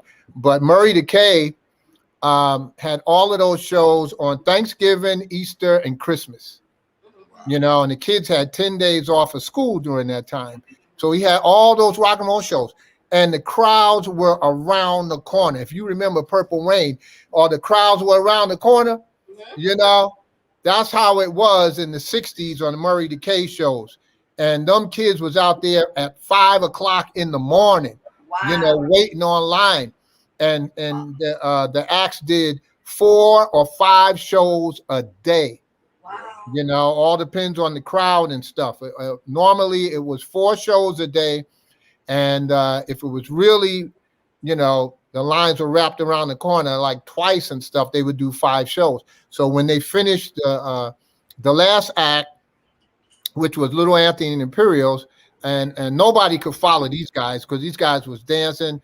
If you ever look up on YouTube, Little Anthony and the Imperials doing I'm All Right, and they're splitting and everything like that. See, the Temptations wasn't doing none of that stuff, and the Miracles wasn't doing any of that type of stuff. The Four Tops wasn't doing any of that type of stuff. Matter of fact, I used to go up to the Four Tops dressing room and ask them what colors they were wearing. I was going like, hey, man, the Imperials want to know what colors you wearing. And they said, we're going to wear black this show. And we go like, oh, okay. And I go down to the Imperials room. I said, the Tops are wearing black. And then Sammy from the Imperials said, okay, we're going to kill them with the whites, man, And that was the only competition that it was, on stage. There was no fighting. There was no arguing, anything like that. And matter of fact, after some of the shows, the acts would be in the hallway singing gospel songs. Everybody together. Mm-hmm. Everybody, the Tops, the Temptations, Marvin Gaye's, everybody, Martin and Vandellas, the Marvelettes and stuff, Ray Charles, singing gospel songs together. And I'm like this, I'm going like, how do they know all them songs? Because, because, they were from different parts of the country. Right. And I was just a little kid. And when I seen all of these acts working together, we had like the Righteous Brothers, we had Sam and Dave, we had the Everly Brothers, we had Wayne Newton, we had the Ronettes, the Crystals. All of them, Patti LaBelle, but it wasn't Patti LaBelle. It was Patti LaBelle and the Bluebells. Bluebells. Yeah, and I used to go to the store for them. I went to the store for everybody, all the acts on the show. And when I seen that, all of these acts were together, singing gospel songs and friends. They were friends. Everybody was happy for one another. They would go like, oh, wow, good show, man. You guys did a good show. I said to myself, this is the business I want to be in, mm-hmm. Because everybody was getting along. That's what I like. Yeah. Man. Well, you and I share a very good friend, the late Tom Tucker. Tommy Tucker Sr. Yeah. That was our man. I worked with his son, Tommy Tucker Jr. He set up my studio and everything. I learned so much from him, working with him in the studio. And Tommy Sr., his wife, and Tommy, and his girl then, before he got married, we used to go out on Tommy Sr.'s boat on Lake Minnetonka. Oh yeah, Yeah, us yeah, too. Us too. yeah. There you go. You know, Oh and hang yeah. out and stuff. Yeah, it was great, man. It was great. And Yeah. another thing is that all the acts of today, you have to give homage to the acts that came before you. Yes. You know, you know, I mean, because you wouldn't even be here Yes. if it wasn't for the struggles that these acts did.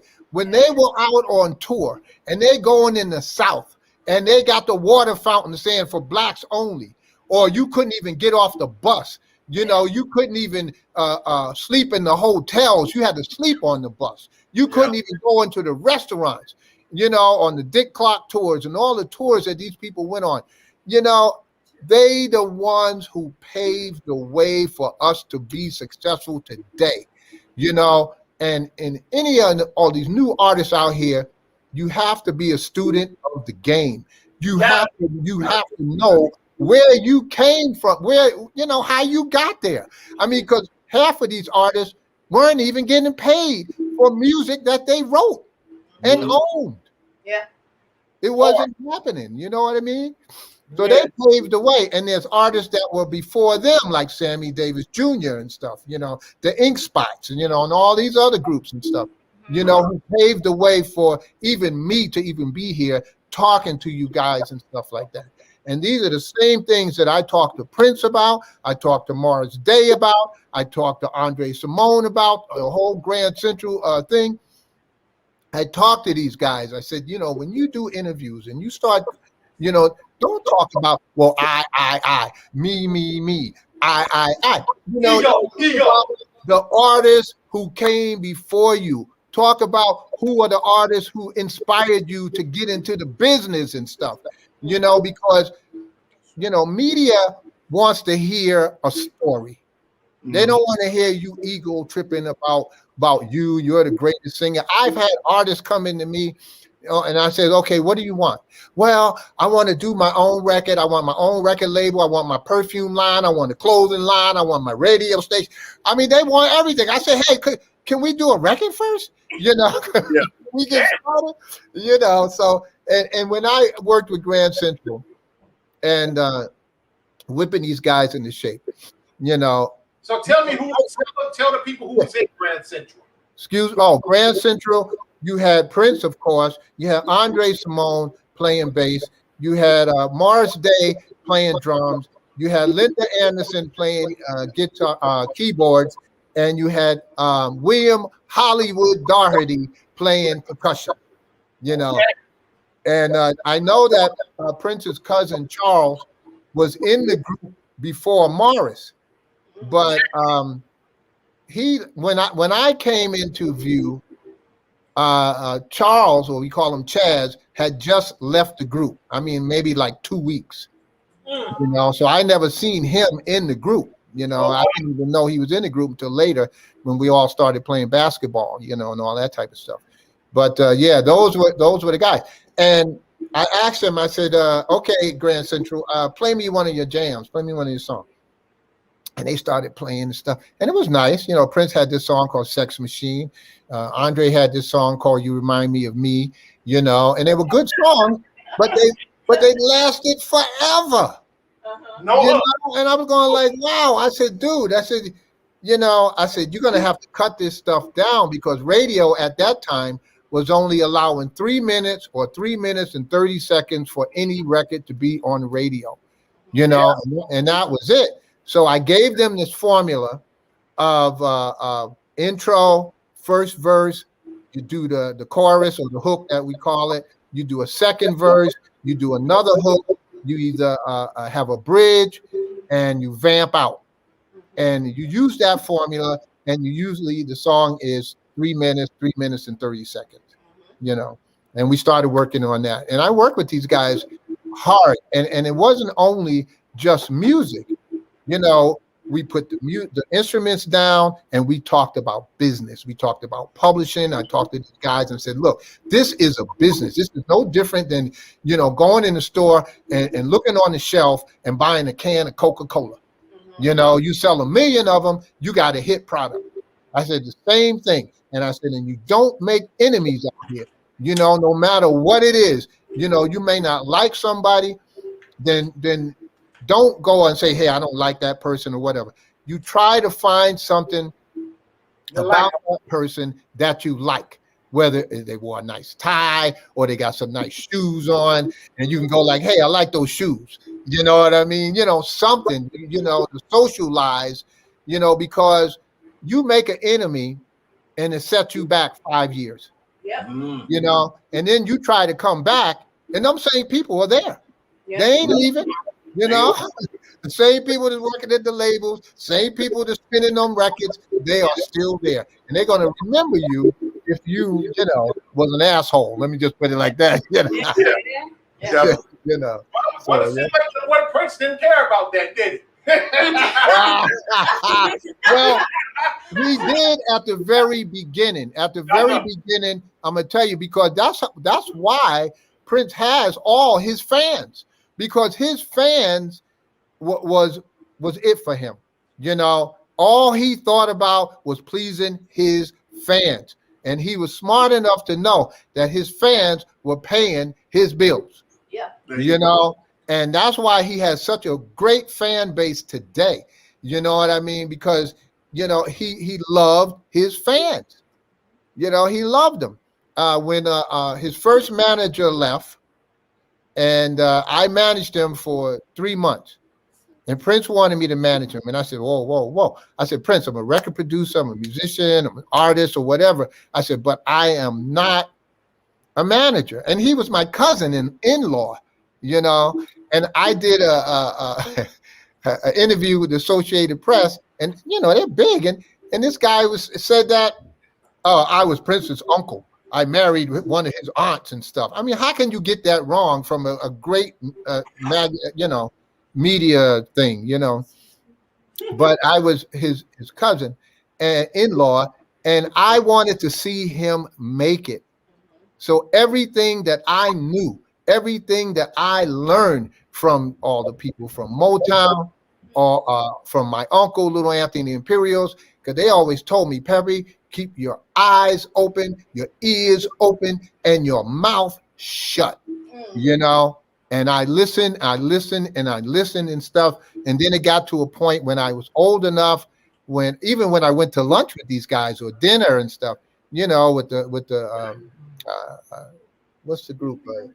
I can't even think of the group, but the Marvelettes or any of those groups and stuff that we went to the dinner with and everything. When I got old enough, and then I would say, "Hey, I got the tip," you know, and then they look at me and they go, "Yeah, he's gonna be okay," you know. You know. And I did the same thing not only for Prince and these guys. I do it for all my clients, all the artists that I've grown up with and worked with, and even my nephew Keith Wildchild Middleton was in Stomp. He was in Stomp for over 14 years. You know, he's got his own band called Levels. He had another band called Hydra with his brother Rodney and G Graham Sabursky and stuff, and then my nephew's kids, his two sons, Kasim and Khalil. Now, Kasim, he's my great nephew. He finished top 8 on American Idol like 3-4 years ago. I knowing this name, I was like, yeah. You know, and he hosted a HBO show when he was 10. He was on the Naked Brothers band playing guitar. You know, he was on Sesame Street.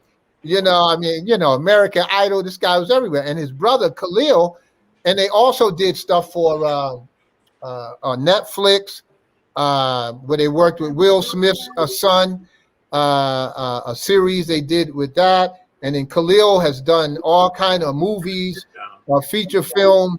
And matter of fact, he's doing his next film that he's doing is with J-Lo with this song, movie called Marry Me.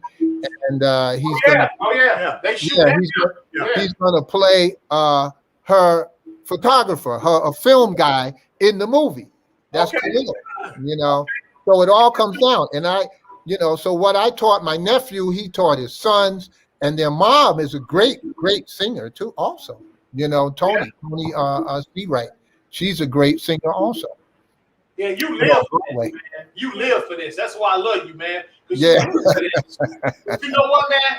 I want to talk about Prince and Andre Simone. Yeah, let's do it, baby. I know you was there when they were together, and what I know and love about you too, you was a mediator between all these guys. Oh, so yeah. I like to hear about the days when it was good, and I like to hear the days when it got bad between Prince and Andre. Well, when Grand Central was all good, these guys never had no arguments and everything. And any time that we took a break, when I said, okay, guys, let's take 5. Me, Morris, Andre, we go outside. We was at Morris's house up in the attic. And we go outside just to cool off and everything. Prince would never come down. He would never take 5 minutes off. He would always stay in the attic, and he was always playing. He was always doing something musically. So, I mean, he was one of the hardest workers that I know. And you're hearing it from me. I was there. And, it ain't like I wasn't there. You know what I mean? I've known Prince since he was 12 years old. You know what I mean?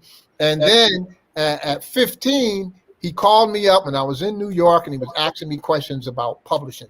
And I was going like, dude, I said, look, I can't tell you that over the phone, but I'm coming to Minneapolis. When I come there, I'll tell you all about it and everything like that. And I even started his first publishing company for him, Etnert Music, which is Prince spelled backwards. Now, later on, when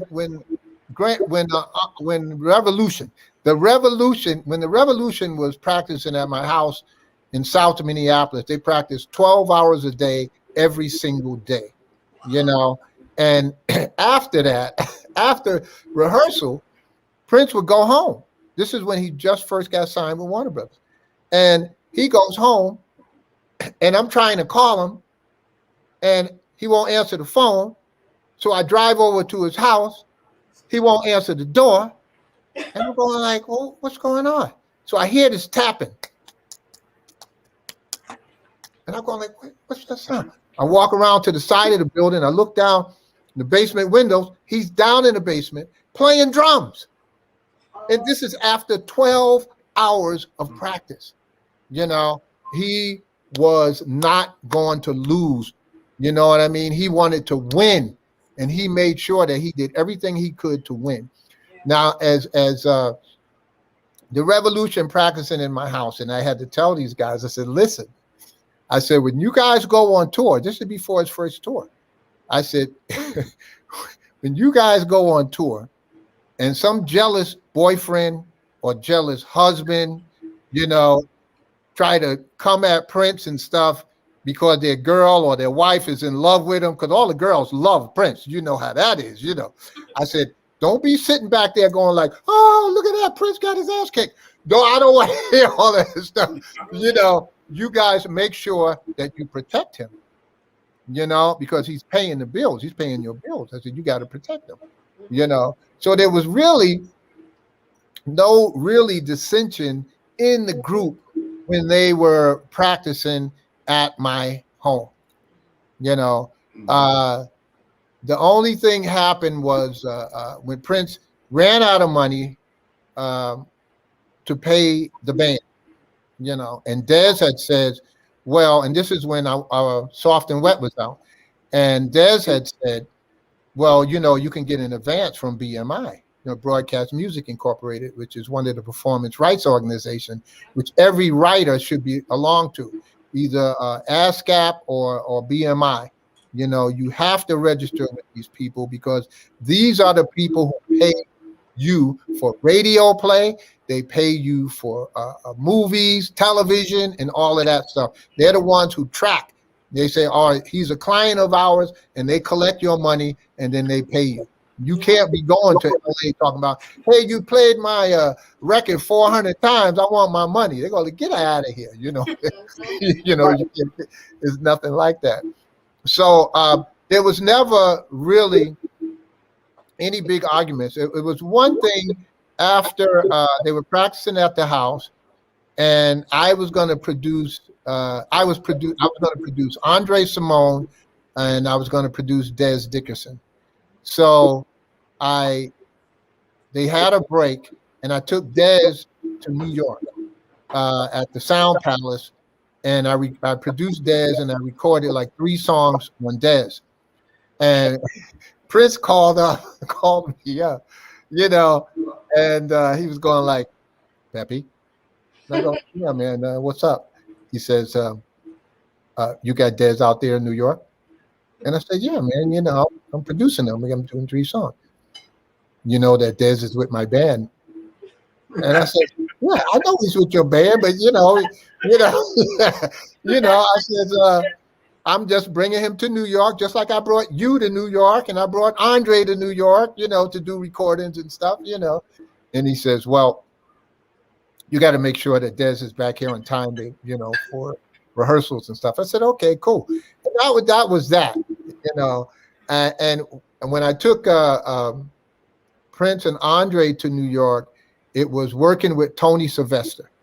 Now, Tony Sylvester was a producer and a member of the Main Ingredient. Everybody plays a fool. Senior. Good and Senior. Those are my boys. I know all of those cats, man. You know what I mean? So Tony called me up, and Tony says, Pepe, man, I need some musicians, man. I said, look, man, I got 2 guys here in Minnesota.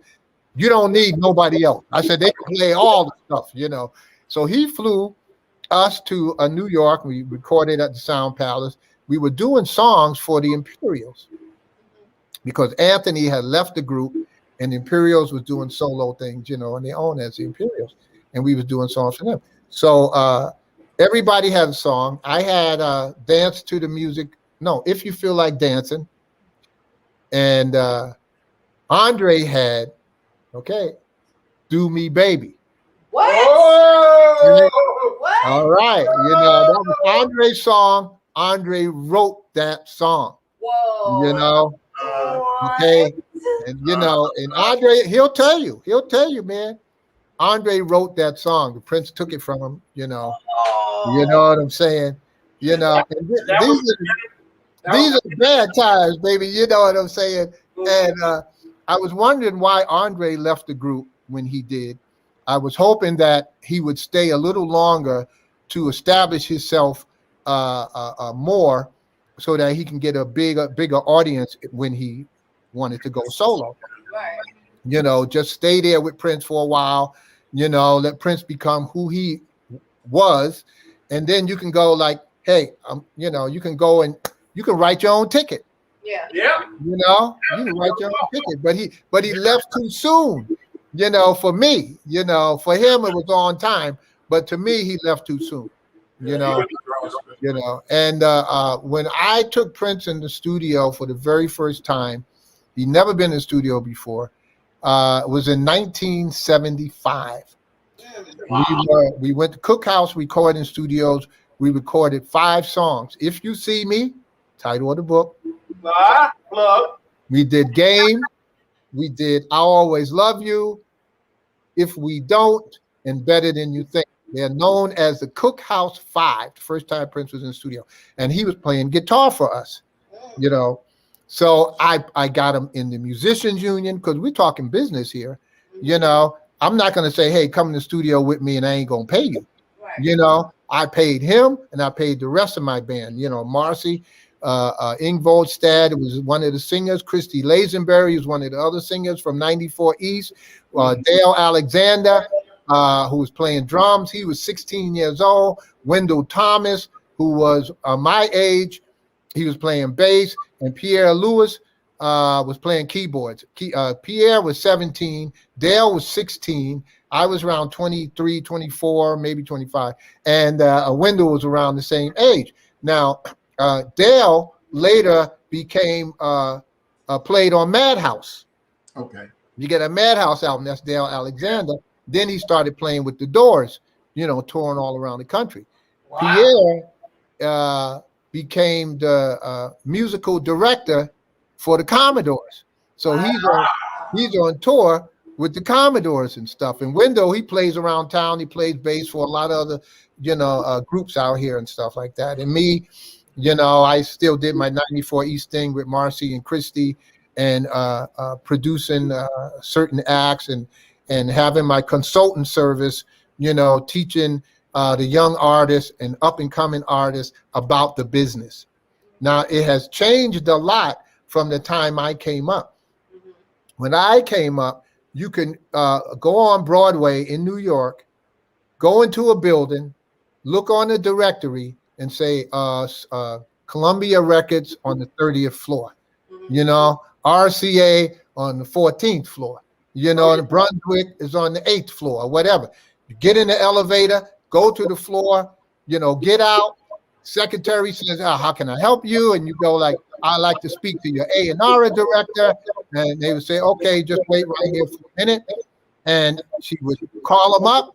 The guy would come out, take you in his office, and he'd listen to your tracks, Now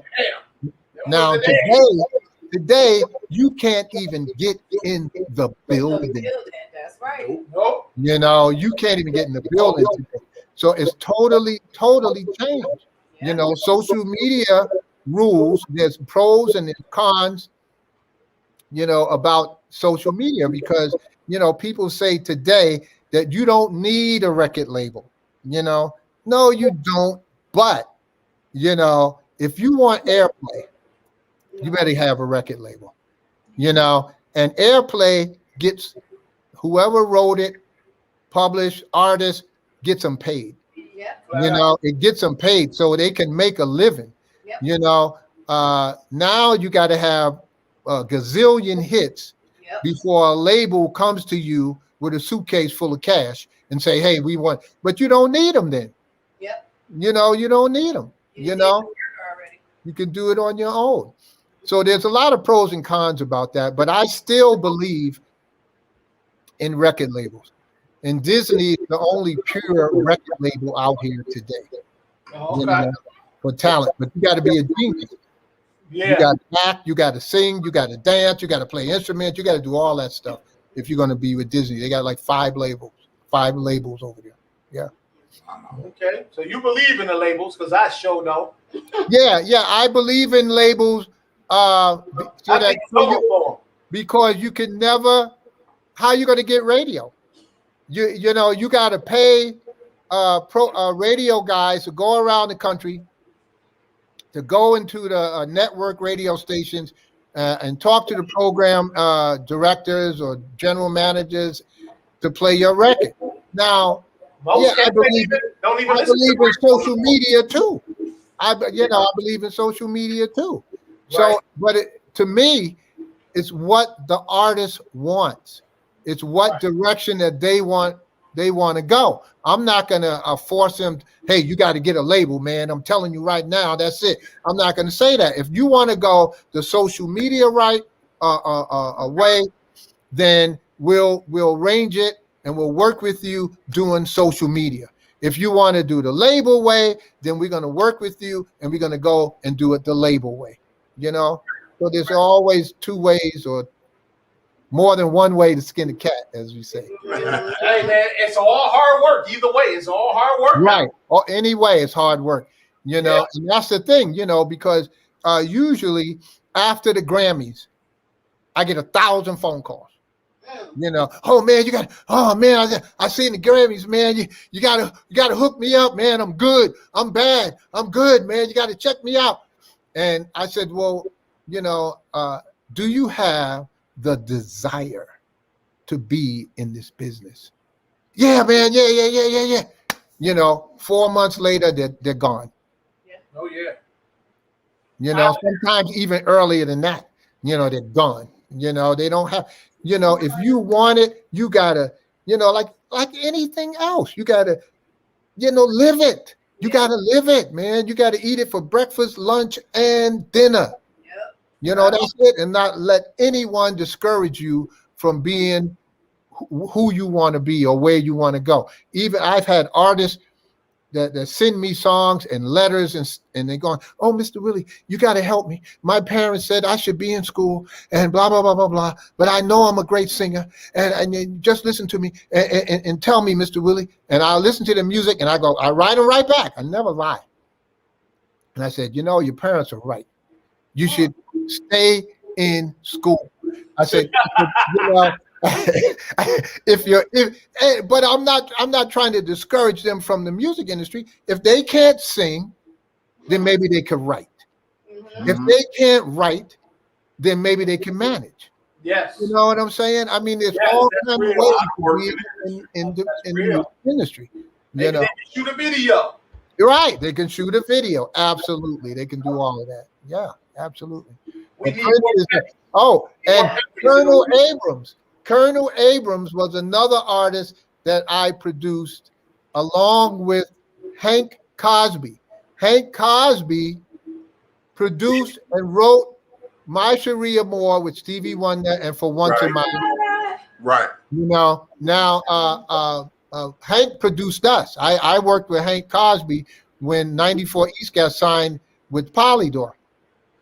Now, we got dropped from Polydor because Hank got fired, and then a new guy came in, and he didn't see eye to eye with, you know, he brings in his own staff. Every time somebody gets fired, they bring in a whole new staff. You know, so we got let go. And then right after that, Prince gets signed. Now, when Prince got signed, I stopped all procedures of trying to becoming an artist as far as looking for another label, because it was easy then, coming from a major label like Polydor and then trying to get into another label. Sure, I could have did that, you know, but I said, Prince is signed now with Warner Brothers. I don't want what happened to us happen to him. So I'm going to make sure that he is secure. And that's what I did, you know. You did that. You did that. Wow. And I'll tell you what else you did, man. That stuff right there. Let's talk about the Purple Rain premiere.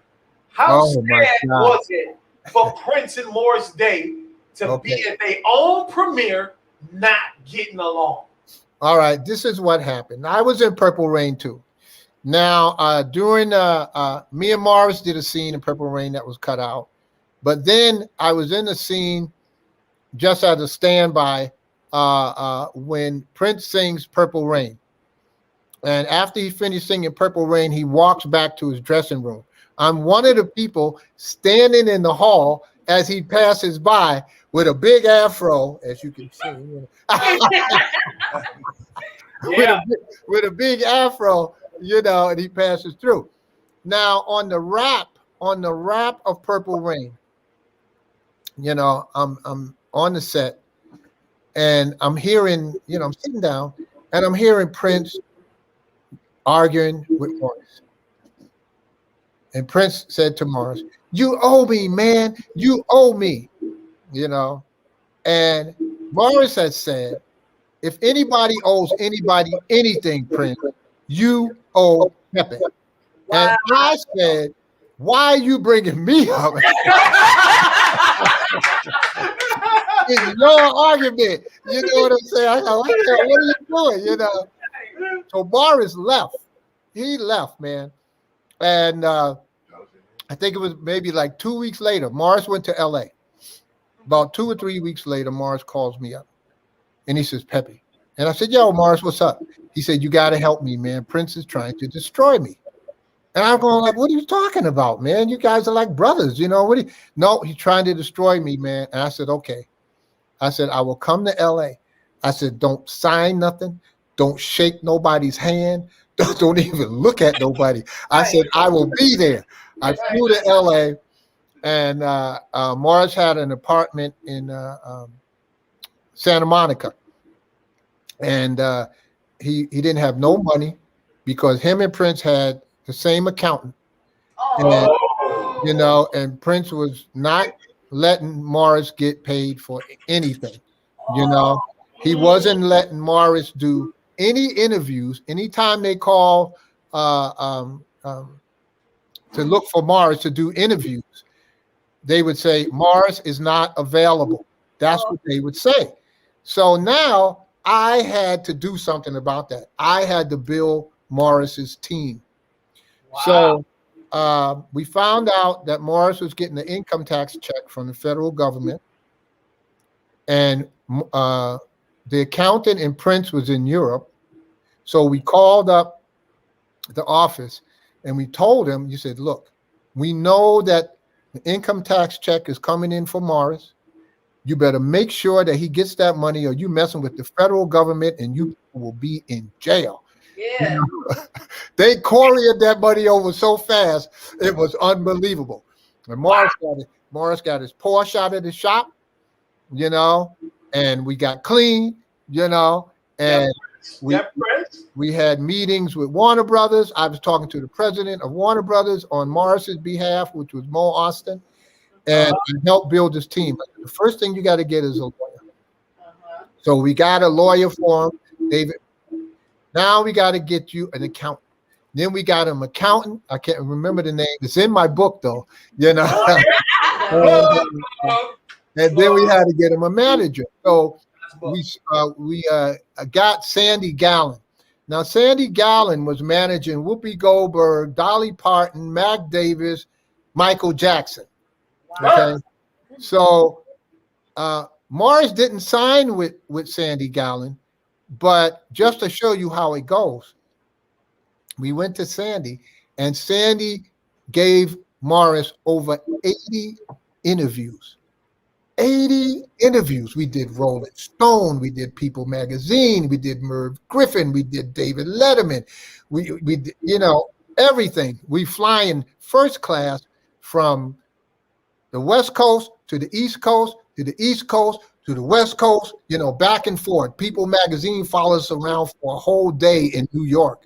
We staying at the luscious Pierre Netherlands Hotel, and that's when I met Whoopi Goldberg and Calvin Klein, because Sandy came to New York because there was two models that was working with us when People Magazine was filming Morris for the whole day. And Morris said, I think they was working with y'all. Yeah. No. So Morris said, Pepe, man, let's have a party, man. We feel like having a party. And I said, okay, I'll go and invite the two models. So I went over to them because they was in the Hanson cab with Morris in the middle, and each model on each side. And I said, hey, Morris is going to give a party and stuff. We'd like to invite you guys. And out of the blue, they called Morris's manager and said that we were trying to pick him up. I swear, all we were doing was trying to invite them to the party. So when Sandy came in, he invited us, me and Morris, up to Calvin Klein's apartment on Central Park West, and that's when I met Whoopi Goldberg and Calvin Klein, me and Morris, and we just sat up there and talked for a little while and things like that, But when we came back from New York and went back to Los Angeles, and by this time everybody knew that Morris was the star of the movie. Everybody knew. So I had a friend of mine who I knew very well. Her name was Dixie Watley. Dixie Watley was the host of Entertainment Tonight. So I called her up. This is before Mary Hart. So now I called Dixie up, and I says, hey, Dixie, how would you like to have Morris Day on the show? She says, what? Everybody says he's unavailable. I said, well, he's here right now. We can get him. Where do you want to do the interview? We can do it right here at Warner Brothers in Burbank, California. And that's when Morris did his interview on Entertainment Tonight. So now we go to Warner Brothers after the interview and everything. We have Warner Brothers. And Morris didn't have tickets to the premiere of Purple Rain, right? He didn't have enough money, for limos, clothes, and everything. So we sat down and we talked with Mo Austin. Well, actually, I did. Morris was sitting out in the car. I went and I talked to Mo Austin. And I said, Mo, he says, I heard that you guys was late on interviews. I said, Mo, I called him Mo. I wasn't afraid of him. I'm from Brooklyn. Yeah. I said, Mo, I said, we did over 80 interviews.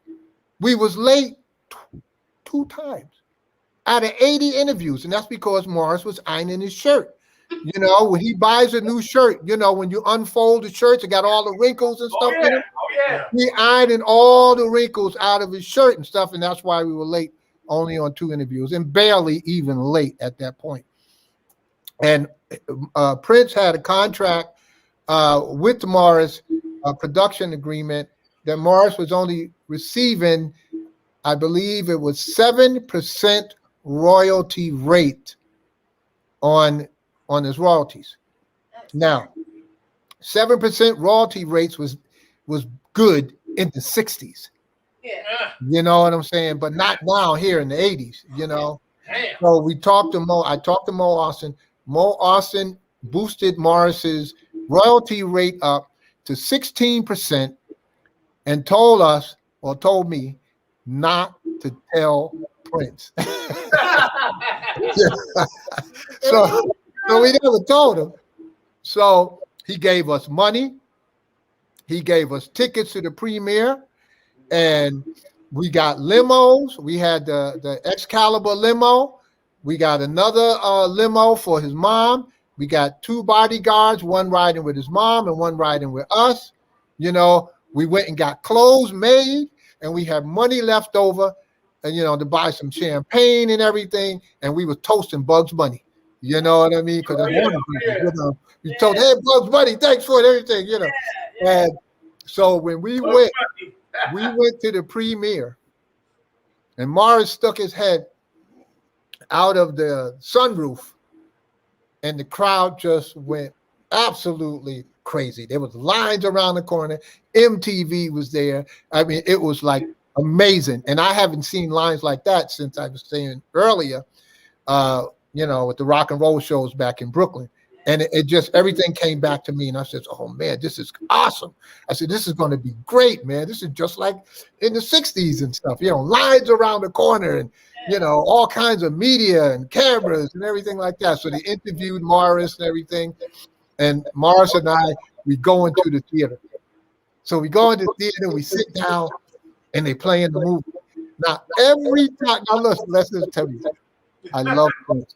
I love Prince. I mean, he was my cousin, man. I love him like a brother. If you ever seen any of the interviews I've done, I cried. I cried with big tears, big as biscuits coming out of my eyes and shit. You know what I mean? And I love him, man. But we sitting in the theater, Morris and I, and every time Prince's picture came up on the screen,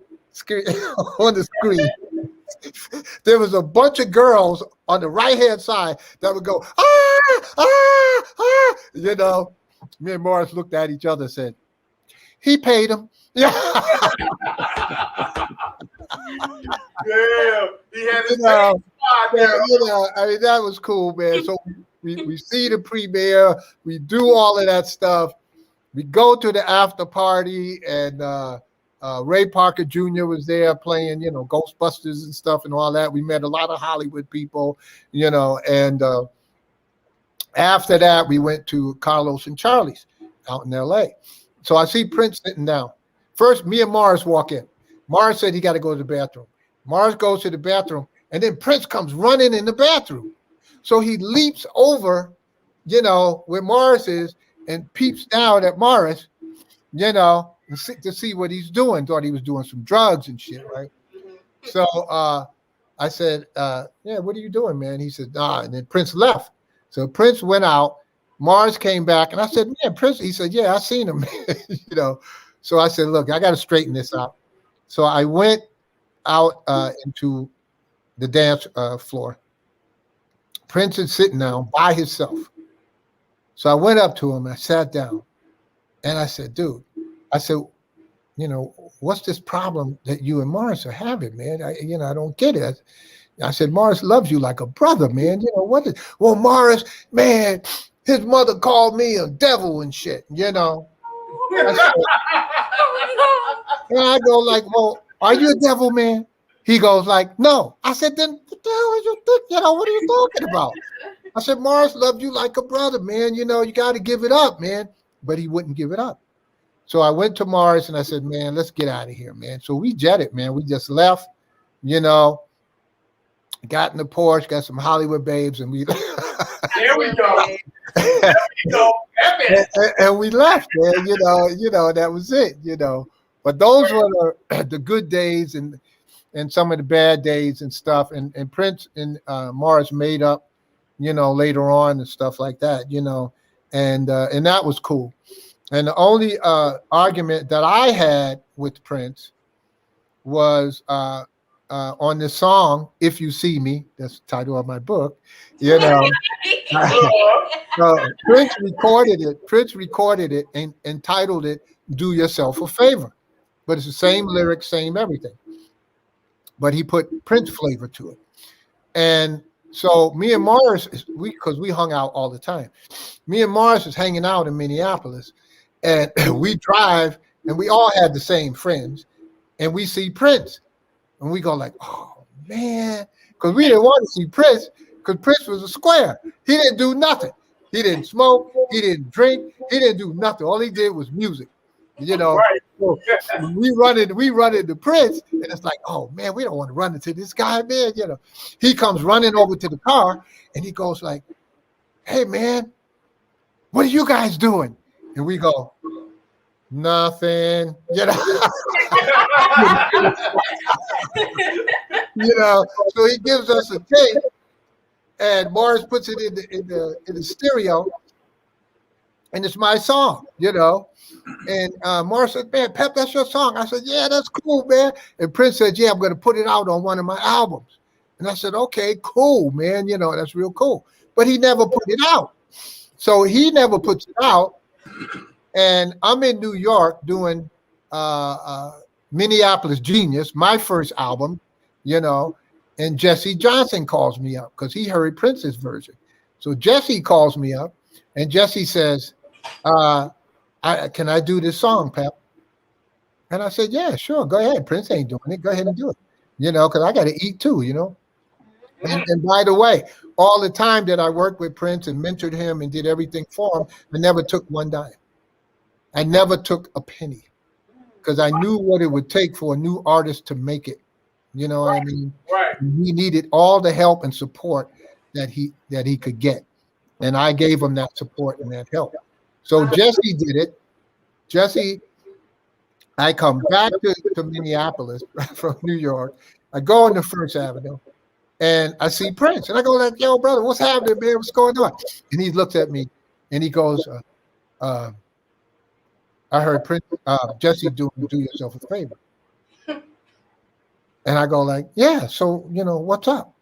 He goes like, "Well, I told you I was going to put it on my albums." I said, "Yeah, but you didn't do it." I said, "You didn't do it. You put out an album already or two, and you didn't do my song." I said, "Look," I said, "I got to eat too, you know?" So he says, "Well, you didn't tell me that you were doing Minneapolis Genius either, because Andre and Prince are both on there." And I said, "Well, I called your manager, who was Bob Cavallo, and I said, 'Bob, I'm in New York. I'm doing 94 East Minneapolis Genius.' I said, I want you to tell Prince what I'm doing." And he says, "Well, I don't think Prince would want to know this." And that blew my mind because this is the first thing I'm going like, well, why wouldn't he want to know it? You know, me and Prince is like this, you know, we tight, you know, so where's this separation coming from? So then when I see Prince at First Avenue, and he says about the Minneapolis Genius, and I said, "Well, I called your manager, and I told him to tell you." I said, "So if he didn't tell you," I said, "then that's your people's fault." I said, "It's not mine," you know. Yeah. So he got angry. I got angry, you know, and I wanted to walk away, you know, and he walked away. You know, so that was the first argument that we had. And my lawyer out in New York had heard about it. And I don't even know how, you know, news gets around. I don't know how he heard about it. And he called me up and he goes like, "I heard you and Prince had a big argument at First Avenue." I go, you know, how did you know this? You know, what's going on, you know? So, and to me, it wasn't that bad, but it was our first argument that we ever had. So Bobby Z gave a party at his house, and I was invited to that. And I went there, and then Prince comes in. So Prince comes in, you know, we hug, we shake hands. So we made up, you know, everything was cool, you know. And this is before Purple Rain, you know. So, you know, it was cool, you know. But I knew when it was time for me to leave. Prince wanted me to stay. He wanted me to manage him. I told him I wasn't a manager, but I'm going to help him find a manager.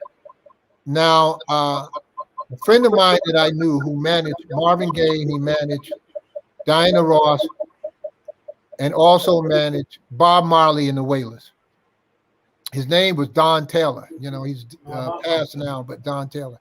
So I called Don up and I said, look, I got a kid here. He signed with Warner Brothers. You know, he needs a manager, you know. And so Don flew Prince and I to Miami, and Prince signed with them for a year. Now, when Don knew Mo Austin too, which was the president of Warner Brothers, and Prince had a tour budget of $80,000. Okay. So Don had said, "Oh no, that's not enough." While we were sitting there, he called Hollywood, got Mo Austin on the phone, and in 5 minutes got another $80,000 for Prince. So now Prince got $160,000 tour budget. I looked at Prince and I said, now that's what a manager is supposed to do. Right. You know what I'm saying? So he signed with him for a year. Then he went with Perry Jones, Tony Winfrey, and then from there he went to Cavallo and Ruffalo. So and I was with them through the whole time. I was there maybe for like 12 years, mentoring him and helping him and, you know, supporting him, you know. Hey, man, we appreciate you taking your time out. Yeah. On Sunday to come bless us, but you know, we can talk to you for like another hour. You got I could talk for another hour, man. You know? You gotta come to Detroit. You gotta come here. We need you live. That's your book, baby. You know, and I tell you, this tells the whole story too. Yeah. When you coming to Detroit? When you coming to Detroit? I would love to come to Detroit. Is it warm? It's warm there now, right? Oh yeah, it's hot. Yeah. Hey, whenever you I don't even stay in Minnesota when it gets cold here. I bought a place in Nevada, and when it gets cold here, I go to Nevada. That's right. And I'm chilling. Yeah, right. baby. That's yeah. right. You know, I appreciate you guys, man. You know, you guys are awesome. You know, I like to thank everybody, all your fans, all your listeners, all your support that you give, you know, Ice-T, you know, all you guys, man, for doing what you do and giving me the opportunity to, you know, to say what I say. And hopefully some of these young kids, the young artists that are coming up will learn something or get something out of what we're saying. That's right. That's what this is about. And we ain't done with your ass, Pepe. We gonna have you live.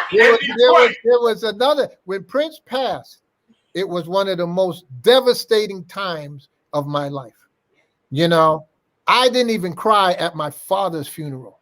You know what I'm saying? But I cried like a baby when Prince died. It was like losing my little brother, man. You know what I mean?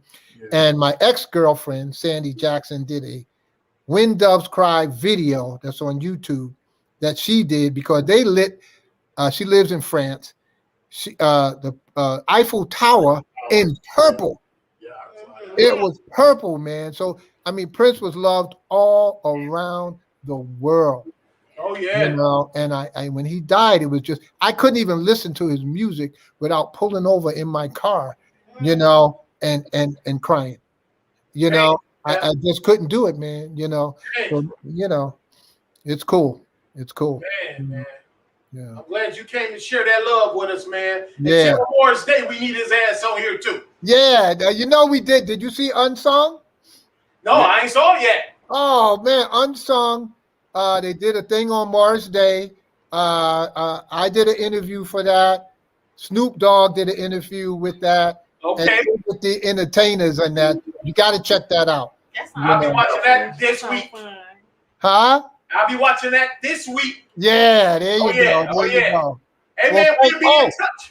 What's up? Send me those recipes, man. Oh! You got to send me those recipes, man. But, you know, come on. Okay. You know, I'm serious, man, because all I eat is chicken and fish. I don't eat no meat, none of that type of stuff. And I eat a lot of vegan stuff. You know what I mean? Word you up. know, so I mean, you know, I mean, that's why I look the way that I do. And, you know, ego. Next month I'll be 73. Yeah, you look damn good, man. There you go. There you go, baby. Hey, I'm going to be out there because Minnesota's my second home, so I'm going to come see you, and you bring your ass here and eat with All us. right. Yeah. I'll do that. I'll do that. My dog. Thank you, guys. Peace and love, baby. All right. All right. Awesome. Yeah. Oh, he was That was awesome. fire. That was a great night, guys. Man, It was a crazy day today. You had so many people. Jerry Flynn was on YouTube. I forgot Oh, that YouTube man. even existed. Beverly checked in with us. You had a Bryant Blanchard, a letter, Patty, and then I told you about the Terry Thomas. Then there was one guy, I can't remember his name. 1 second, I gotta find it. Ron Carlone, he showed up. Yes, Carlone, he did. he out of jail. Somebody Facebook jail. A James Harley came and yelled your name, champ. Oh, Oh, yeah, that's fluff. Fluffer. That's the great fluff. That's the great fluff. Is that enough for another? No, but it could have been. Yeah. Yeah. We gotta see if he liked that stuff. Because and then he's we can- sweet. we can Because say he's it. sweet. He's a sweet He's a guy. nice guy. That was Dr. Khalid. Yes. And Hakeem. Yes, you're right. It's I know. Hakeem. I corrected He myself. stopped by and said hi to the family. I told you Dumini came Oh, by. yeah. Black man, Jim Danny, he came The by. black? Okay, The black? Yeah, The we black. had Bone. Yes, I said Bone Bone. Jones. Bone was there to the end, Beast yo. crew, beast crew. Yes. He was so many questions for Fink. Yeah. Poor Bone. I got a question. Yeah. Nope, nobody guessed. Greek was close. He was close. I'm sorry. I thought I thought he did too. No, because I asked Like, him, and that's he what was he this said. close. Yeah. He was this close. So- I didn't want to give it away. But I thought you did. That's the thing. That's Yeah. funny. So Are we telling? yeah. So We we're gotta gonna tell. we gotta tell. No one guessed. People were guessing mine from my page. They guessed like diamonds and We know purple George rain, all that. But He yeah, gave it away. I'm surprised nobody They didn't even was catch that. like champs because he The gave winner it is away. Doc Fink. With Lady Doc Cab Fink. Driver. You won, He baby. was the winner. Oh my Okay, God, I can't so believe it. so mine, and because my hint was don't take my age ignorance as ignorant. That means you should probably go before I was born Right. because I'm saying my age. Okay. Don't think because Don't I'm think young. you know I don't know about it. nothing. Yeah. Prince was actually my favorite artist, so I know a lot of his before I was born music. Yeah. When I was a baby, A they used to put me in the car and put on Prince, and I would go to sleep. It's true. I mean, I was a good baby, but when I did cry, they would put on his CD, and I would just go to sleep. So, my favorite song is "Do Me, Baby," No, Andre Simone. Simone. Yeah. and that's why I was like, I "No." always heard that's why they fell out, but I heard it was just over a bass line. No, No, it's the I think Pepe told us it was because he stole it, but it's still a good song. It is. But that is my Yeah. favorite. "Do Me, Baby" is my favorite Okay. song, hands down. I can sing it all right now. Breaths, pauses, all of it. What's yours, Mixer? Down with War. Party up. Party up. Party up. Party We forgot to up. ask Fink about how was it to run off the stage at Saturday Night Live. That on was the 70s. classic. Well, I didn't know about that. I The did. classic mic drop. The classic mic drop. They just all ran like somebody was after them. I wonder, did they originate the mic drop? Yeah. It was Yeah. the first Yeah. one I First ever one, saw. yeah. First That's time the ever. original. We gotta look back. I don't know. I think Yeah. James Brown dropped it. I'm He just threw playing. it. I'm kidding. Frank I broke that bitch. I was kidding. They It was slammed the a joke. mics and everybody just ran off stage. That's funny. That is I was like- Party Up is definitely hot. That's That one was of my favorites. classic. That's my And if you didn't all-time. catch the hint, Brian, what's yours? Lady Cab Driver. Oh my God, Fink held that shit out. Man, I was like, bro, shut up. And he was like, oh, It was too late. And you, Yeah. Keisha, what's yours? yeah, Keish. Well, what was my hint? It said B-side. B-side. B-side. So we spelled it beside, like I'm gonna set this beside your plate, but I it's made really it, a but I made B-side. it capital, the B and the side, so y'all So, can kind of get I it. was like, It's a B-side record. Do you guys want to guess hers? is it a popular B-side? Yes. So I bet you it got- ain't even a pink. I bet you it ain't even a B-side. She think it's a B-side. No, it is. I looked it up. Oh. I came up with the hint. So you've got And I'm Always in my tripping hair. because he just hello. almost said it. How come you don't call me anymore? No. Pink Cashmere. Yes. That's not a B-side. It is. It says it on the internet. Hey, lying. It says it's a I B-side. knew B-side it was to her. what? I knew that's her favorite. It said it was the B-side. That B-side to what? It ain't no B-side. I'm telling And you. then he did that. I think you put it on the exclusively B-side for album. the hits album. I'm just telling you what it says. They lying again. Sorry. We I gonna knew that figure was it her out. Talking about favorite. this, all right. I knew that was her favorite. I knew it was. But what I But need yes, is that's another her one of the favorite. banana drinks. Well, I have to make it after the After show. the so- show. Oh, show about Because all. I have to use a It's blender. It's a whole bunch of stuff. Shout that out we to gotta say. StreamYard. Yes, StreamYard. Yes. We want to say West Texas Dre. He comes on Mondays, Wednesdays, and booty. Fridays. Booty Oh, your shaking booty. Friday. Yeah, shake your booty, shake Shake your your booty. booty. Right. Shout out to Grouchy Greg and Shout all out. hiphop.com. Yes. I think that says Yeah. Tufts in here. I can't see from all the way over here. I think Tuff and Jim, they saying I think. Great Hey, show, great y'all. Word, word, Yes, word. yes, yes, I know yes. tough with a yell, Brian, all good. Brian, okay. All right. Yeah. Brian at home, though. he did. But you know It who's says not, Brown you with know some who's like, not at home Not today? at all. and then Terminator. he also said Rodney. Who's the He also said Terminator? Rodney Arnold Ellen. Schwarzenegger? No. Who's the Terminator? Kawhi is. Oh, that's Oh, cool. Fun Boy won again? Kauai. I'm a That's fun not- guy. I'm a fun guy. You Born won man gets paid. That's Franklin Daddy. One guy He look won? like Franklin Daddy. Yeah. They said it was a battle. I hope I DVR'd it. They Yeah. said it was a back and forth battle. This was a And great I want show. to say thanks to all of Yes. the lovely people that showed Chef up. Sam, Sam Fink, Fink, Dr. Fink, Oh my gosh. Kim, Crystal. That's family. Yeah, right. Yeah. That's fam. Kim family too. Kim Don't do family. her like That's that. family. No, That's Sam fam. family too. Sam, Dr. Fam. they all Dr. fam. They, everybody's Pepe family. fam too. Pepe. We gotta get Pepe. I'm I getting said the book. Pepe. Pepe. We gotta get Pepe them Hollywood babes. Yeah. So we jumped in the Porsche and got some Hollywood Hollywood babes. Yes. Okay. Yes. I'm about to make a song called Hollywood Babes. Just Yes. for you, Pepe. Hey, Pepe will produce it We probably. jumped Yes, in he the would. Porsche Pepe. and got some Hollywood Tommy babes. Tucker Yeah, I'm about Jr. to make a song Tommy called Tucker- Hollywood Babes. Tommy Get Tucker out. Jr. made his studio, so you Hollywood know it's Babes. banging Yeah, out I there. gotta go. I gotta Yeah. go. Yeah. Anyway, I love The everybody. food was delicious, Yes. Keisha. Thank you. That was Yes. crazy prepared for this, man. My It's milkshake one was of the good. most Thank you. stressful days I ever But look had at doing the the items. Oh my God. Wonderful. Yeah, Yeah. it turned out great. One Love it. Awesome. Yeah. I'm gonna have another banana I am too. rum Oh, milkshake. Lord, I need I know you more. won't, but I made you a small one. Yeah, Oh. Taste it. I didn't want to taste it. Yeah. Only thing I really wanted to taste, but I can't do it, was the cornbread. You can't. Oh, honestly, Lord. it does. It's vegan. It Just doesn't taste that have- little piece. No, It's not gonna if you do have anything. one, you need to have a No, small don't square. Cornbread, No, hurry you up. don't need a whole How one. did she Just do to this taste with no it. egg, though? It's no. I don't know. Oh, Keisha oh, cooked it. I want to ask her about Incredible.